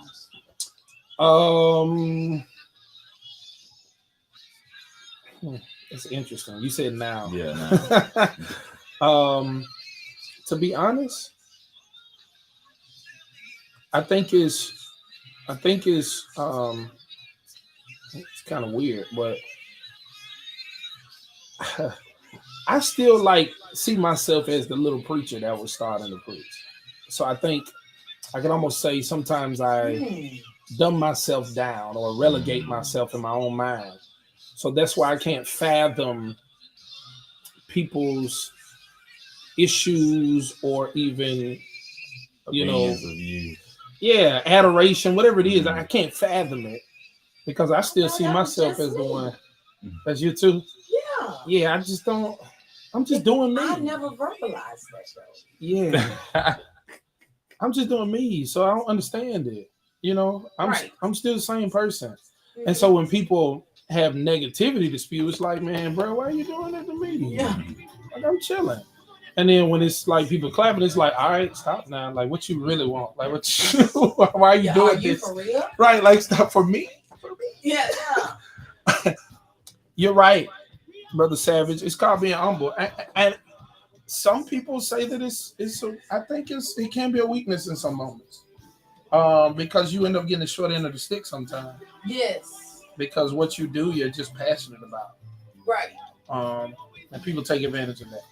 And then you got when you really working towards you said the short end of the stick. When you working on the greater end of the stick, Right. and you like, dog, I gotta work extra harder. to Right, prove right, it, you right, know, right. to others that, Yeah. yeah, wow, you just spoke my, you spoke it for me. You there I too, never- ain't it? Yeah, I just do it because I think it's just the way our parents raised us as well. Mm-hmm. You know, put your mind to it and just get it done. Yeah. And to learn to celebrate. I don't know how. Right. Oh my God. Exactly. You I don't celebrate. nothing. Look, you be Right. on to the next thing. That's right. And it's like you don't take that moment to say, man, I did that. Right. When I hear that so much, man. Just chill. Like, do you know what you just did? No, I'm Right. working. I got something else. Yeah. I'm Yeah. on to the next. And I think and that can be a weakness sometimes because we sometimes because we're passionate about it, we become like workaholics. Yes. And I think the scary thing, I was talking to a pastor, the scary thing is if you become addicted to the results and you lose sight of the journey and all of the experiences, there within. So that's something I'm trying to guard myself from doing. Just getting to the end of it and not enjoying the ride. The Yeah. process. Yeah, man. Because I just, this is just what I do. It's my pace, And I never slow down. I'm like, man, God, you did that thing. Like, Yeah. yeah. Sister Pretty Lady on Point Smith. She said, Pastor Libby Walker, have you ever said My on dad is on here. Your daddy is here. Oh Lord, he finna help us too. Now the other grade gonna have to come in. She says, have I said and learned under Pastor Sean Jones? Man, shouts out to Big Brother, the late Pastor Sean Jones. I didn't sit under him, but I definitely learned from him all the times he came to Restoration. Yeah, that's big bro. Yeah, and I'm grateful. That's a compliment. He was a monster of a preacher and singer, masterful. Bishop OG, Dr. Fred Gray. Most young pastors have problems managing their time. I don't know how much time you have, Pastor Gray, but I would love for you to give me a tip on managing my time in the comments if you can. Or check this out. He could call in. You can call in. That's what I was about to say. Go and call in. Man. Call in, Pastor. Give us some tips because I ain't gonna lie to you. This young preacher need them. I need them. Managing your time is something that I think really matters, right? Success depends on you, operating properly with your time. Now he's masterful at managing his time. He's masterful. Oh yeah. I love it. Call in, Doctor 334-398. So masterful, I know when not to call him. You know when. So I is he already big on know. schedule? Yeah. Oh. Yeah. You don't believe in, you don't waste his time. Oh. And then even as a daughter, I, like for example, I could have called and talked to him about something he wanted me to check out, and I had finished the conversation Wednesday night, late with the guy we're working to do some work with. But I knew not to talk to him because he had been at the church all day Wednesday. Yeah. So just like you wind down on Sunday, he winding down. Oh yeah. You need every time you teach, you need to wind down. Cause see, if I had a car, well, what you want? That's the way you talk to me. Right. And you're the baby girl, right? No, I'm the oldest and the only daughter. Oh, well, so you still baby girl. You're his baby well, that's girl. why I said kid. Yeah, you still baby girl. I remember your brother still play drums. No, he's not playing drums. That boy was a monster. Really? I was mad when I was a little boy. I would never get an opportunity to play because he was so I good. could tell Corey. Oh man, he was the man. I remember every workshop. He was the man. Well, he playing drums. Y'all with made me this- sing. Ah, They made me go in the choir. And So sing. you had to sing. He playing What? drums, so the whole time I'm singing, I'm like, no. Jesus. So you sing with attitude. Whole attitude, bro. Whole I attitude. didn't know that. Corey been like, come on, bro. Nah, it was good for me though. It was good for me. God was training me through you, Wow. the thank monster. you. Oh my goodness. Yeah, we spent some time at your house and everything. Me and my little sister. Uh-huh. And my little sister. Yeah. I remember I was telling somebody about one of them songs. What was it? All the Lord wants is the praises of his people. Praises of his people. And all we had to give. You taught her how to growl. No, I didn't. Yeah, you taught her how to growl. See what I'm saying? We was like 12, 14. You taught her how to growl. Then I remember coming back and we sung the Mississippi Mass Youth Choir. And I sung, you had a young boy sing the first part, and I sung the older part. And now that I am older and I've experienced some things, I realize, man, we got history, man. Yeah, we do. We got history. Back Oh, on? Yeah, we we're back. back. You right, Nate? You right? Oh yeah, you want the help too? Tell Bishop to call. Come on, Bishop Bright. He probably ain't got no time right now. He's probably washing his car. Montgomery's Inspiration Montgomery's. Station, Praise 96.5 FM, WMGY. You see what I had to deal with? Oh, hallelujah! See what I had to deal with? Praise His holy name. We're back with more straight church. No chaser. With yours truly, Pastor Trey. Pastor Lebeezy. You gonna switch it up? I added something that You time. gonna switch it up? Lebeezy. Man, y'all have so much fun. You over never here. know what you gonna This get. man. You know, the only person I know. But we're back with the only person I know that I want to do that on radio like that. The only person I know that want to do that. Well, you know, I think politically correct is terrible sometimes. Hey, don't do that. Don't do that. I like Because that. now you finna release people to start wilding out. Let me stop. Hold on. There has to See- be a standard. See, you want the smoke, but there's some people who don't want the smoke. Okay, all right. Let me chill out there. You want to smoke? We're back with our cousin, Our Our cousin, our big sis. big homie, Right here. auntie outside. Auntie outside. Friday night. Uh-oh. Oh, can't stay too long. Y'all, I was winding down last night. Uh-huh. I took my shower and everything, about to get ready to watch Power, and that song was on repeat. Which one? Can't stay too Can't long. stay too long. Hey, hold on. It's coming. It's coming. Hold coming. on. Is it in here? Is it in here? Come on. It's been moved. Who moved it? I don't know. But wait a minute. We're gonna hold on. Trey. Y'all just talk about it. We're gonna find it. Just Look, talk let me about tell it. you, man, we finna hang out there. And then they were doing these line dances. Oh, do you do line dances? Well, I gotta be careful now that I've gotten a little more popular with y'all church folks. Oh God! Here we go. Oh yeah. I don't hit the dance floor as often. Well, you can still sing in the mic. Here we go. Mm. Oh yeah. Man, let them folk hear you sing. Come on, Trey. On, Dr. Gray, let's go. I don't even know the word. Oh, okay. You shouldn't have never told him that. You word should have that. never told him that. This the church. It's called This is church. Google. What's the name of the song again? Too long. Too long.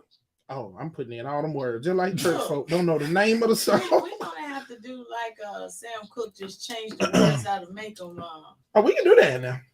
We like to do it. Come on. You that hang out every night. Running around in the club. Yeah. Thought I had everything. Yeah. I even thought I needed love. Oh, yeah. That's when God sent an angel. Yeah. Straight down from above. Yeah. Can't even swim me all right. Uh-huh. I just had a flashback. Meaning of true love. Come back, Doc. I'm a freak. What you flashing to? Come I back, had Doc. a flashback. Y'all had another guest that was up here singing. Oh. Oh, Bishop was here. Gotta keep moving. Oh, yeah. Hey, He Bishop, was singing it. Bishop was over there He was saying. singing it. He was singing it. He said, I ain't scared of nothing. I ain't scared of nothing. Can't stay too long. So, Trey, What's up, man? if we talking about vision, man, and we still waiting on Bishop Gray. If he wants to call in, he still can call in. If you have anything to say about leading through transition, you definitely can call in 334-398-8791. 334-398-8791. But check this out, family. As we're talking about vision, I did bring this up. Uh-oh. Sister Hazel Bellamy said you can line dance. Oh, yeah. I can get down So, on dance. so I know which one you need. That Tamia, that when y'all hit all them circles and Look, I I do a little show out when I'm around my soror.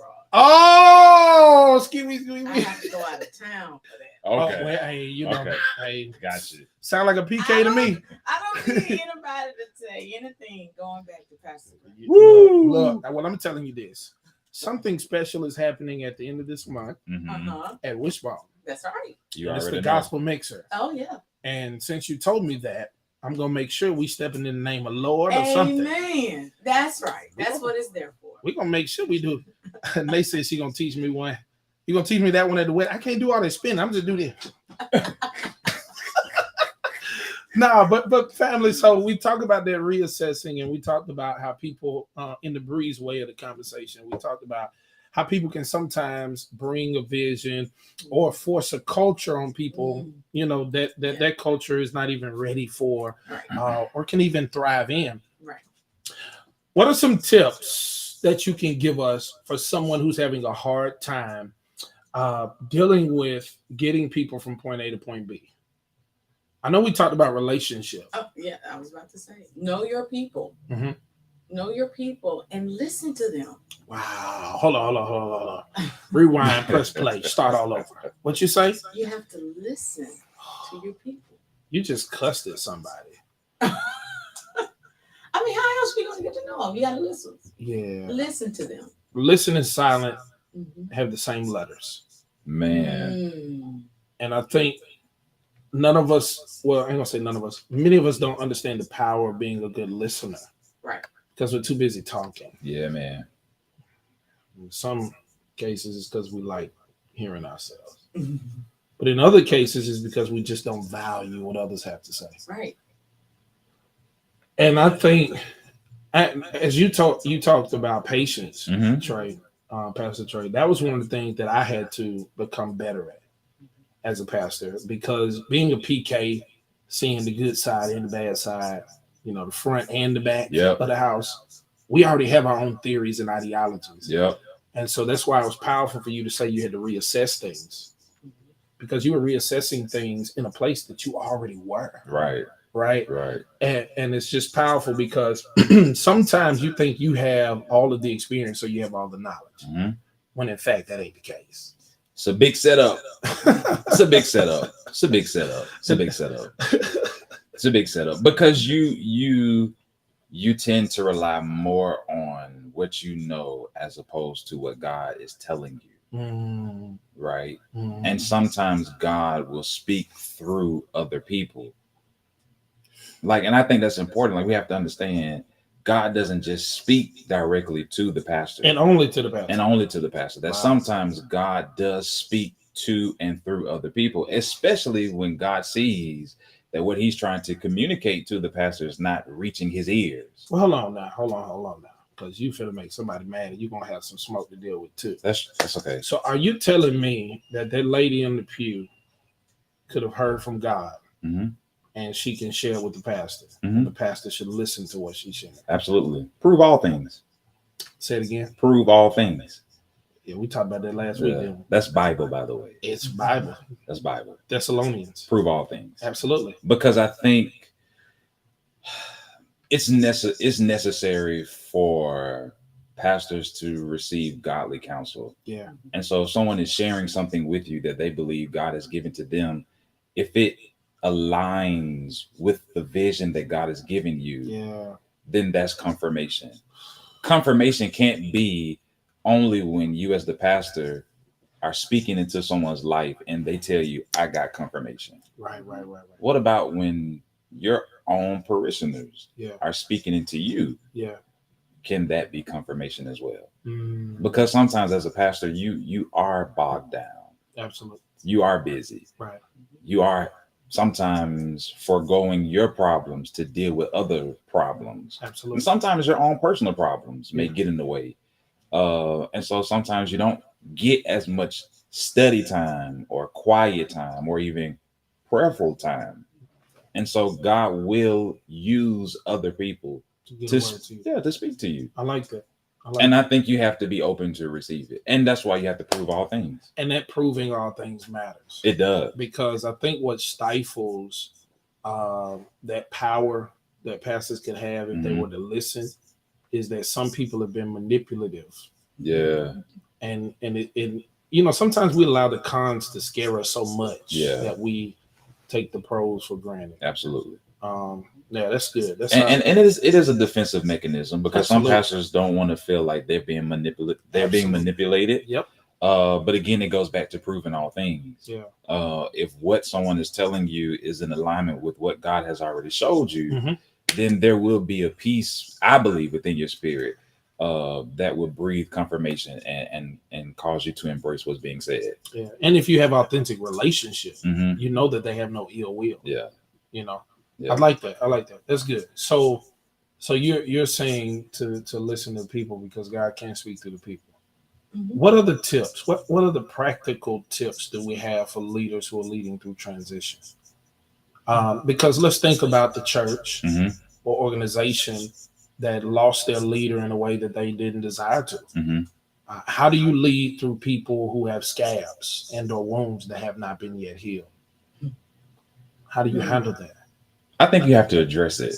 And I think the way that you Yes. address it will determine how effective your leadership and your tenure will be.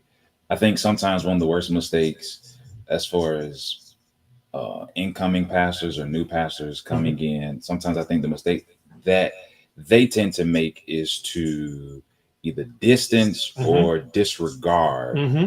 their predecessor. Right. And I think that can be a tragic mistake because you still have those in the congregation who are beholden to the legacy or the Yeah. memory or the relationship, if they're still living, of that predecessor. And so I think sometimes coming in, even if it's not the best situation, Absolutely. do the best that you can to embrace what was, what happened. So you can build upon it. Exactly. Yeah. And so when you address it, I think there's two ways you ought to, Mhm. right? Sensitively, Yeah. and spiritually, Got to. right? You Got got to to. have some Bible in that. Yeah, absolutely. And you definitely have to realize that there's some hurt. Mhm. Those wounds, they still could very well be open. Yeah. You know, now you have a scab and you get in the bathtub and they get a little weak. There's some people you just got to be real sensitive. Right. I think one of the hugest mistakes right now, and this is kind of like on another tip for young preachers or new incoming preachers, Mhm. is, you know, we talk about that book, Who Moved My Pulpit. Yeah. That sometimes, you know, what they're tied to is not a person, but sometimes it's a thing in the church. Mhm.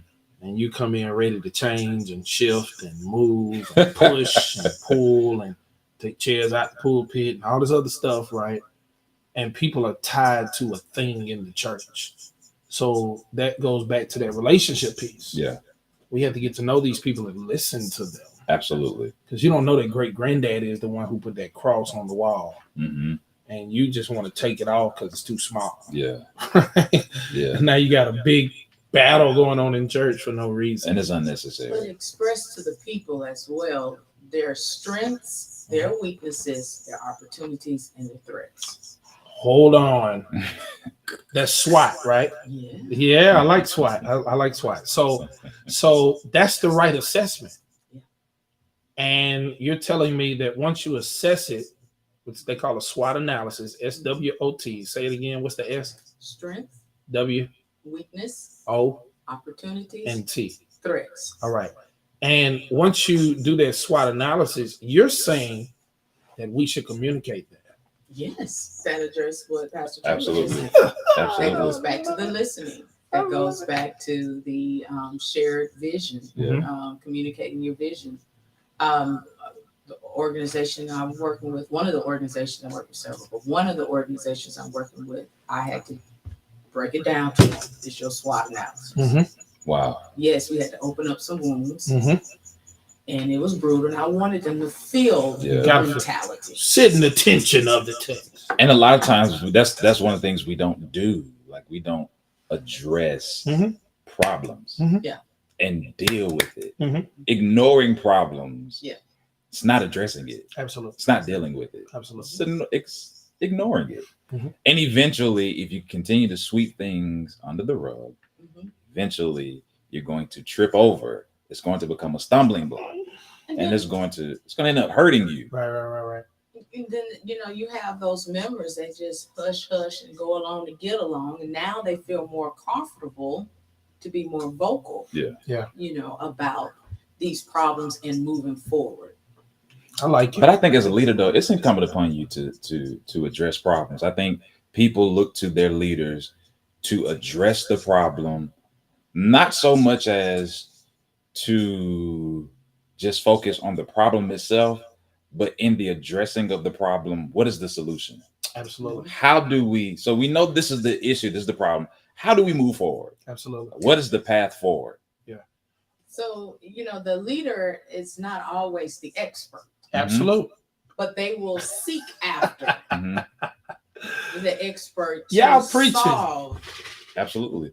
And it goes back to that. It goes back to that wise counsel. Yes. That when you have relationship with others Mhm. and you trust their judgment, you trust the God that rests and reside on the inside of them, you trust the connection that they have with God, then you know that as you all are putting solutions together, that eventually we're going to have one beautiful masterpiece. Yes. Let's save someone though, Mhm. right? The dress on the addressing won't look the same every time. Nah. I think that's a problem when it comes to the church, right? It's not a one size fit all. Yeah, the older generation, Doc, they would dress everything from the pulpit just straight up. Can y'all chill out? You got a live broadcast going on. Look, and as soon as you say cut the live feed, we know what's happening. I think there's different ways to putting that dress on whatever Yeah. dressing it is. Yeah. Because now we live in a hypersensitive society as well. So I think there's different ways to address those things. And especially if you're doing, like they say in Galatians, you're trying to win a brother or a sister. Mhm. You have to do so, restore, Mhm. right? Absolutely. You got to be spiritual first. And number two, you got to do it with, what is it? What does it say? Spirit of gentleness. And so that matters, right? Sometimes we hear dress and that's confrontational. Yeah. When it doesn't have to be, this humiliating Yeah. confrontation. Yeah. It could be, in silo one with the other, et cetera, et cetera. And I think that's good because I think close to the end of that verse, Paul says, considering Yeah, yourself, absolutely. because it could very well be you. Be you. Like this issue could be your issue. This problem could be your problem. And right before that, he says, be careful Yeah. lest you fall into it too. Right. And so it gets real good up into there because it's the same text. He talks about those transgressions and then he says bearing the burdens of one another. Yeah. And I think sometimes as leaders, we have this mindset of they and them No, it's and us not and we them. and us. Because as a leader, you do have to be judicious, right? You have to use the spirit of discernment. Use your words today. So silly, man. Judicious. Yeah, because you need to know certain things we don't. Certain. It really comes from writing papers. Yeah, I hear you. Yeah, it comes from writing papers. We're gonna play Scrabble. Whatever. We're gonna play Scrabble online. You don't want it with me. That's all I'm gonna say. All right. Yeah, You don't want it. I love to alliterate. I'm gonna spell everything off one letter. Don't do that. Don't do that. Don't do that. No, but it's important because sometimes certain things shouldn't be addressed publicly. Absolutely. Like there are certain times, and even with certain people, things should be handled behind closed doors. Matthew, I forget the chapter. He says, "You and that person." So get on Facebook, right? Yeah. No Were you IG. in our Baptist church covenant as well. Absolutely. She ain't played. Absolutely. She ain't Yeah, played. We had to recite that every God, first man. Sunday. Uh-oh. So we got it on the wall, but we don't know what to say no more. I She preaching, y'all. I just gotta give a little. knew flat. it by heart. You knew it by heart the whole thing. Yeah, I had Good to Lord. recite it every first Sunday. Having been led, Mhm. As we believe. as we believe. Uh-huh. Good God, I'm done now. That's all I needed. Look, don't mess around. Let your church have the one in there talk about the drinking. Yeah. Oh, everybody get quiet right up through there. I said, I ain't saying this talking about no drinking. Nah, but I think that is I think it's imperative, right? Because Absolutely. we have a society that's full of leaders, some that are in position and others who aren't. Yeah. And if we learn the lessons now of leadership, I think that our generation is going to have a great opportunity to, produce things that haven't been produced before. I ain't gonna lie to you, Trey, and I'm definitely not saying that people need to just start saying the Lord called them. But when you look around in our generation, you can get a little weary. Yeah. You see less mentors, Mhm. less pastors or fathers in ministry, more competition. Yeah. And that competition normally yields us to become poor leaders, right? Because all we're worried about is personally leveling up, getting the bag, personifying something greater than what we already saw someone do on Facebook. Mhm. And it's causing us to treat sheep worse. Yeah. Like whenever the shepherds start focusing on other shepherds, That's problem. then there's some sheep that aren't problematic. receiving the care that they deserve. And it's scary when you think about the kingdom of God and all these shepherds that are focusing on other shepherds. It means that God's people ain't being taken care of. And so I think it's necessary. But a byproduct of that is those sheep will find themselves going to shepherds that's going to tend to them. Well, now the shepherds that's focusing on shepherd real big mad, right? That's your fault. You should have been doing your job. They big mad, right?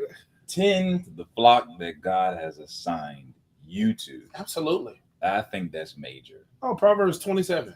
I think that's major. Know well the condition of your flock. Period. But I mean, we talked about this last week, but I can say it again this week. I mean, every church in this city should be packed on Sundays. There's Period. enough people. It's enough people. Tons of people. Every church in the city, Absolutely. no matter how great or small, Absolutely. every church in this city should be packed. Absolutely. Because there are enough sinners in this city to fill up every single church in Montgomery. So the question is, what are we doing? Yeah. What are we doing to reach sinners? Now, we're not talking about recycling members. We're not talking about just reaching those who are saved and empowering them and strengthening them, because we're going to do that. What are we doing to reach those who don't know Jesus? Right. Who don't have a relationship with the Lord? Yeah. And your way won't be my way. Exactly. And it doesn't need to be. But God is a God of diversity. Absolutely. If he wanted us to be the same, he would have made us the same. This and that. OG trying to call. What's the number? You trying to call? 398-8791. 398. 8791. 398. 8791. Yeah, 398. 8791. I said 398. 8791. I said a 398. 8791. I said a 3, 9, 8, 7. Hold on, wait. It's 887. Sorry. 398. 8790. 398. 8790. Let's see, can we get him on in? Call. Caller, you're on the line. Who do we have the pleasure of speaking with? Yeah, well, now y'all done summons my name. And for this, we give God praise. Pastor Gray, what's going on, man? Well, I'm just checking y'all out. Well, the leadership stuff.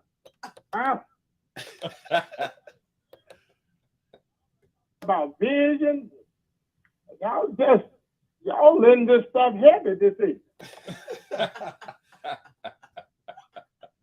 Well, we got some questions for you, Pastor. Well, now, okay. So what's the question? How can we, as young leaders, better manage our time? Interesting. You know, when I was in seminary, I had a class in leadership in which I have a master in leadership. And one of the things they taught me was that every day during that particular quarter, I had to log in from 6 a.m. to 6 p.m. And on the hour, I had to record what I did. And I discovered I had more time than I realized. And most folks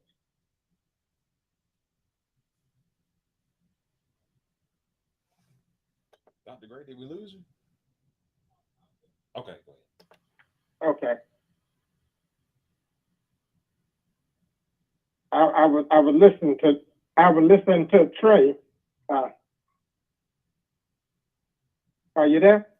Yeah, I'm here.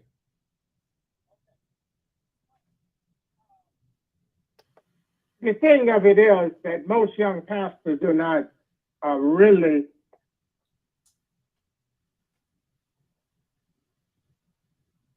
well, I'm getting the feedback. I'm here. Bishop, you probably need to turn your radio down, maybe. You were in the middle of your story. You said what you would record when you were in the seminary class.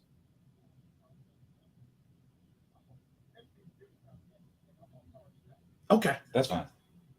It was about to get good, Doc. Yeah, I was waiting to. I want to know what the story was going. Doc, it's That the was- stories yeah, for me. I want to know what the story was I going. said, what you were doing in the class? Yeah. No, this is gonna be good. I think this matters, right? Because one of the things you struggle with early on in leadership is time management.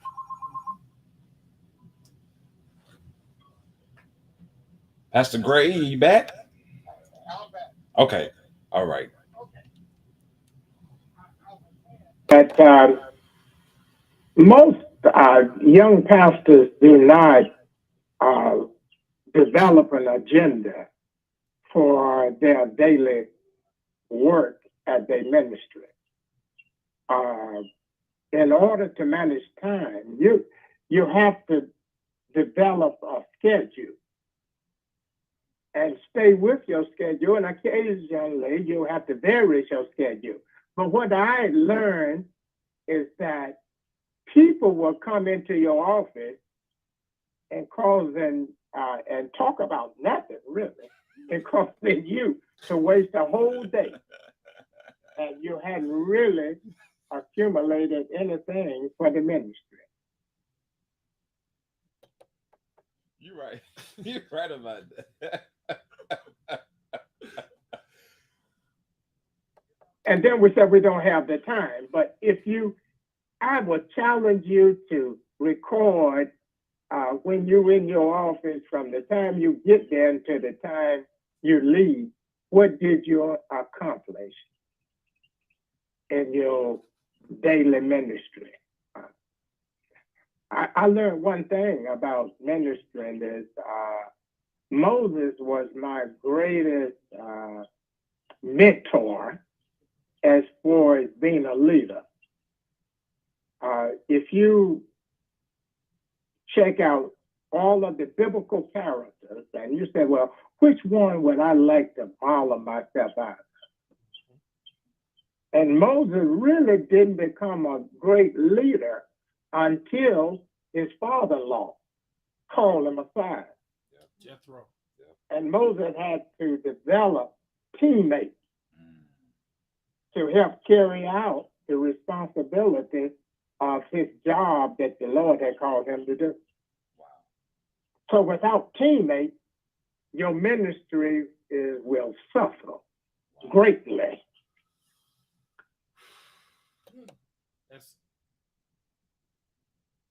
Go ahead, Bishop. Okay. And first thing, I'm gonna give y'all 7 things that Moses to learn to be a great leader. Preach. One, that you have to become a man of prayer.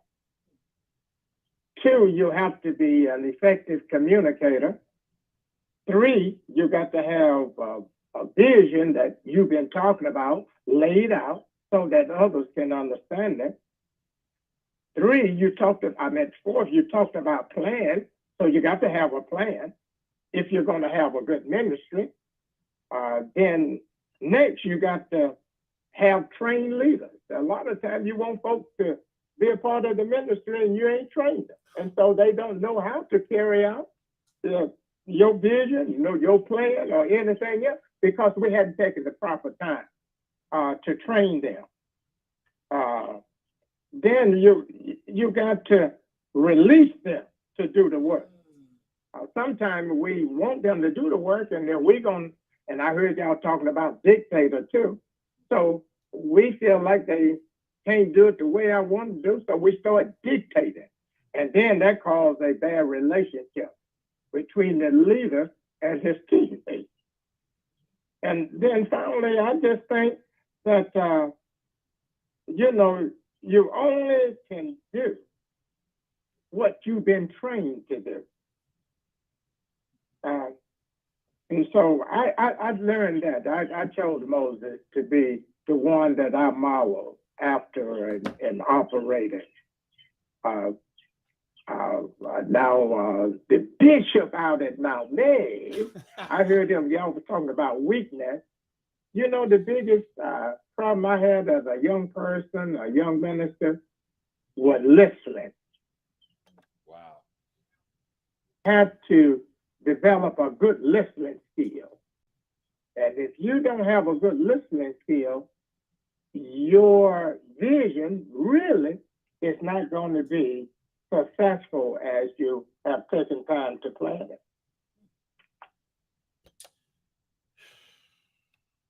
That's a lot. That's rich, man. That's heavy. Did he put the icing on the cake? Yeah, he did. Did Yeah. not our hearts burn? Yeah.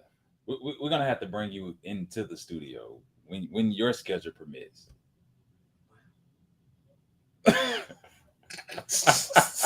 You heard that? I did. Oh.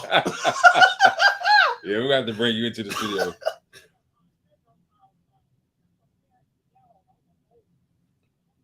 Oh no, Doc. no! We can't let you off the hook that easily. No, Doc. See,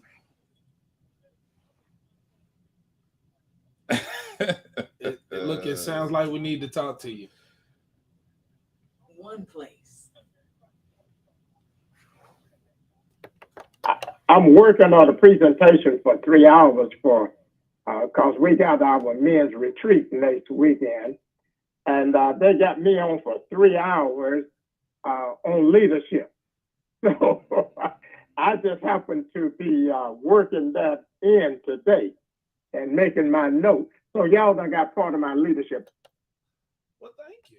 I appreciate it. Well, look, we got it for free too. Yeah, we got to bring you inside the studio to get some more. We got to get you in. People who are in your congregation that is great leaders, and they can help the vision of the church be carried out effectively if you give them that opportunity. And I didn't learn that right away. I learned that a few years into the ministry. And so I must say this. You got to have quality type people who have a desire and who have a passion to see the vision carry out effectively. I love it. Now, Bishop, before we let you off the hook, because you're preaching this good sermon, I got one more question because you shared your weakness with us, that you struggle with listening. What tips do you have, or what made you a better listener rather? What made you a better listener? It's like anything. If you want a secular job, you start work on Monday for the first day.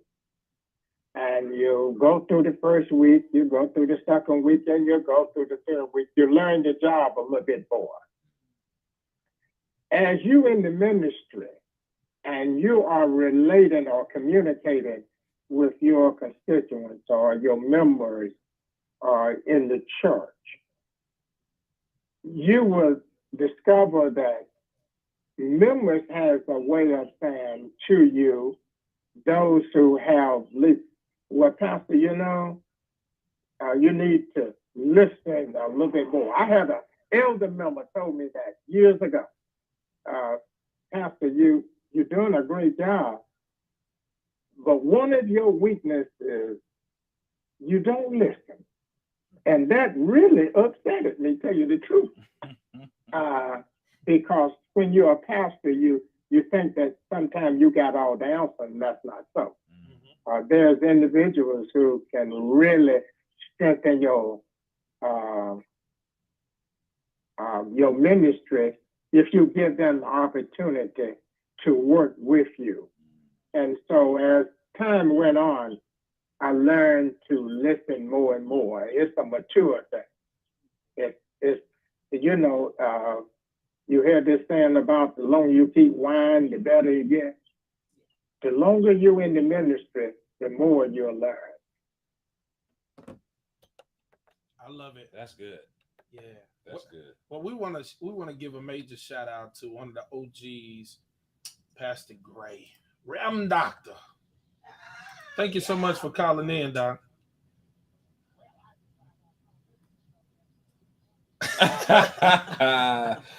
Listen, when your schedule permits, we definitely want you to come in the studio though, so we could pick your brain a little bit more. That's good. And if we need to call your secretary, we'll do that.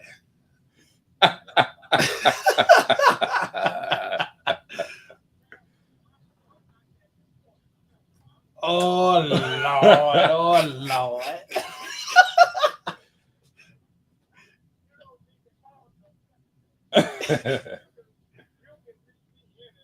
We Yes, got sir. you. Yes, sir. We got you. We got you. Pastor Gray, thank you once again for calling in. Love you, man. Absolutely. All right, now. Take care now. Man, that was dope. That was good. It was dope. But we've had a great show. Yeah. And you know, the daughter opened up the daddy. Yeah. And so we're grateful. We're so grateful for Dr. Gray. Absolutely. She's here So today. good. But Dr. Gray, we do need to shout out our sponsors before we get off. Go ahead. Yeah. And we want to also shout out this great thing that you have that's about to take place in one of the many organizations Yes. that you're part of. Tell us about it. Tell us about it. Let's Tell us talk about it. Well, the Gospel Music Workshop of America has this chapter by the name of the Montgomery, Alabama chapter. And we are celebrating our 39th year of service. 3-9. Wow. 39. Wow. And on Saturday, April the 29th, we will have our traditional anniversary celebration at St. Paul AME Church, located at 706 Eastern Avenue. And we're going to have guest choirs in the house from Birmingham. Birmingham Mass Choir will be there. The Mobile Port City Voices will be in the house. We will have Gulf Coast chapter in the house. And of course, none other than Southeast Alabama Regional Chapter in the house with us on August the 29th. All of this will take place at 5:00 p.m. But then on Sunday, when Sunday comes, join us at the Wishbone Cafe, located at 6667 Atlanta Highway. None other than Pastor Lee B and Pastor Trey Clarence Stewart III will be in the house hosting us as we are debuting our newest addition to the Montgomery, Alabama chapter, the Young Adult Division. And we're going to party with a purpose in Jesus' name. Oh, sound like fun. So this will take place Sunday, April the 30th from 4 to 8 p.m. Tickets are sold online at www.montgomerygmwa.com/events. Get your $30 tickets and you'll have fun, food, and fellowship, and your donation will go strictly to the Georgia Lee Stafford Black Scholarship Fund. I love it. I love it. While we're there, Trey, That's let's good. shout them out. We got to shout out our sponsors, Whoop, whoop, whoop. both of them. The Loving Teddy Bear Foundation, founded by Miss Tyranisha Marlowe and Mama Sonia Mills McCall. The focus of the Loving Teddy Bear Foundation is mental health awareness with a concentration on suicide prevention. This foundation is a tribute to the life and memory of Brother Colin Connor. To learn more about his story and the Loving Teddy Bear Foundation, head over to lovingteddybear.com. Or if you would like to make a donation to this foundation, you may do so via their website or on Cash App. Their cash tag What is is it? $ Loving TB Foundation. Once again, major shouts out to the Loving Teddy Bear Foundation. Also, we got a shout out Brother Maurice Rollins and Bare Feet Carpet Cleaning. Uh-huh. The slogan is, we clean so good. Uh-huh. you can walk bare feet. Take them shoes off. Hit up Maurice Rollins today. The number is 202-5307 or 245-3835. Call Maurice Rollins today if you need deep cleaning, stain and odor removal, tile cleaning, upholstery cleaning, mattress stain cleaning, fire and smoke damage, stain blocker and Scotch guard, pre-treating for stained areas, 24 hours water restoration, interior cleaning, SUVs, cars, RVs, and mobile homes, restaurant cleaning, and COVID-19 sanitizing. For all of your cleaning I'm about to needs, say everything. hit up Maurice Rollins today at Bare Feet Carpet Cleaning, 202-5307. That's 202-5307 or 245-3835. Oh, yeah. That's 245-3835. 35. 35. Yeah. Nah, it's better to ask what does he not do? We Bare Feet Carpet He Cleaning. does it all. We clean so good. You can walk bare feet. Take your shoes off. Well, ladies and gentlemen, thank you so much for tuning in with us for another edition of Straight Church. No chaser. This is yours truly, Pastor Trey. My. Pastor Libby. This has been our opportunity to keep things real, Uh-huh. relevant, Uh-huh. and Right, child. before we go again, we want to thank our very, very special Shout out. guest who graduated to being our cousin and Shout big out. sis, and our auntie with the Gucci bag, Louis Ah. Vuitton bag, or the Holla. Grumman bag, Ha. one of them bags. With a bag It's an full of money. expensive. She's a passionpreneur. It's just that's it. Keep going. Make that money. Yeah. See, there you go. And she also has yeah. a hooping class, by the way. She got a hooping. She got a hooping class.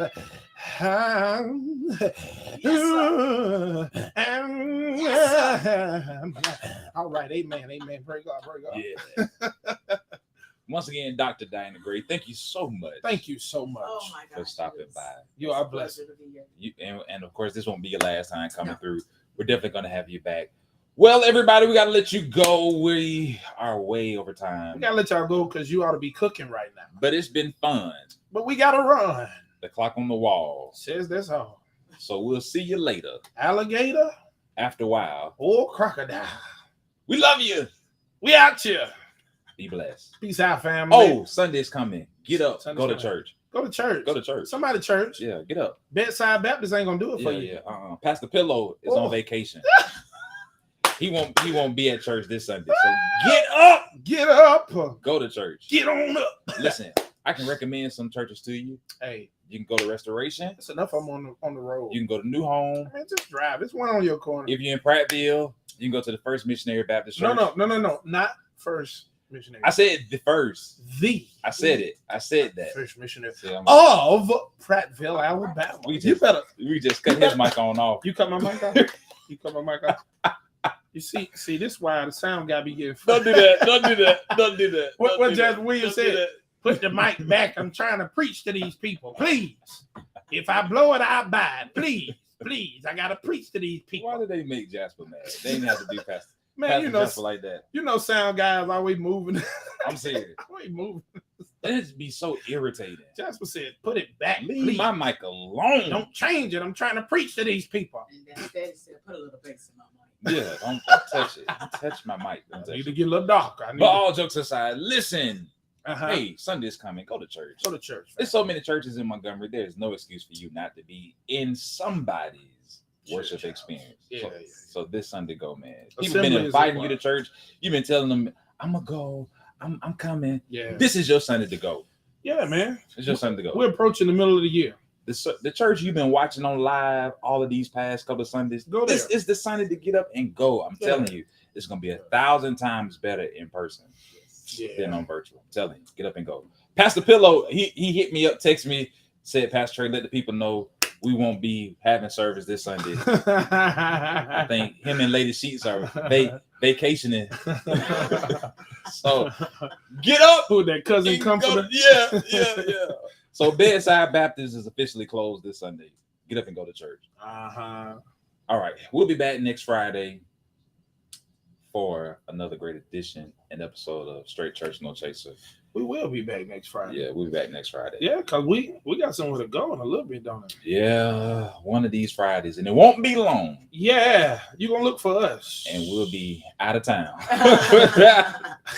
We're going to be down there with Nippin' Nod. Yeah, we'll be with Bishop T.D. Jakes. Have and you others. seen that? No, I haven't. Oh, I got to show you that. Yeah. Yeah, you got to see that before you leave. So listen, y'all tune in next Friday. We'll see y'all, family. It's gonna be good. Peace out, Be team. blessed.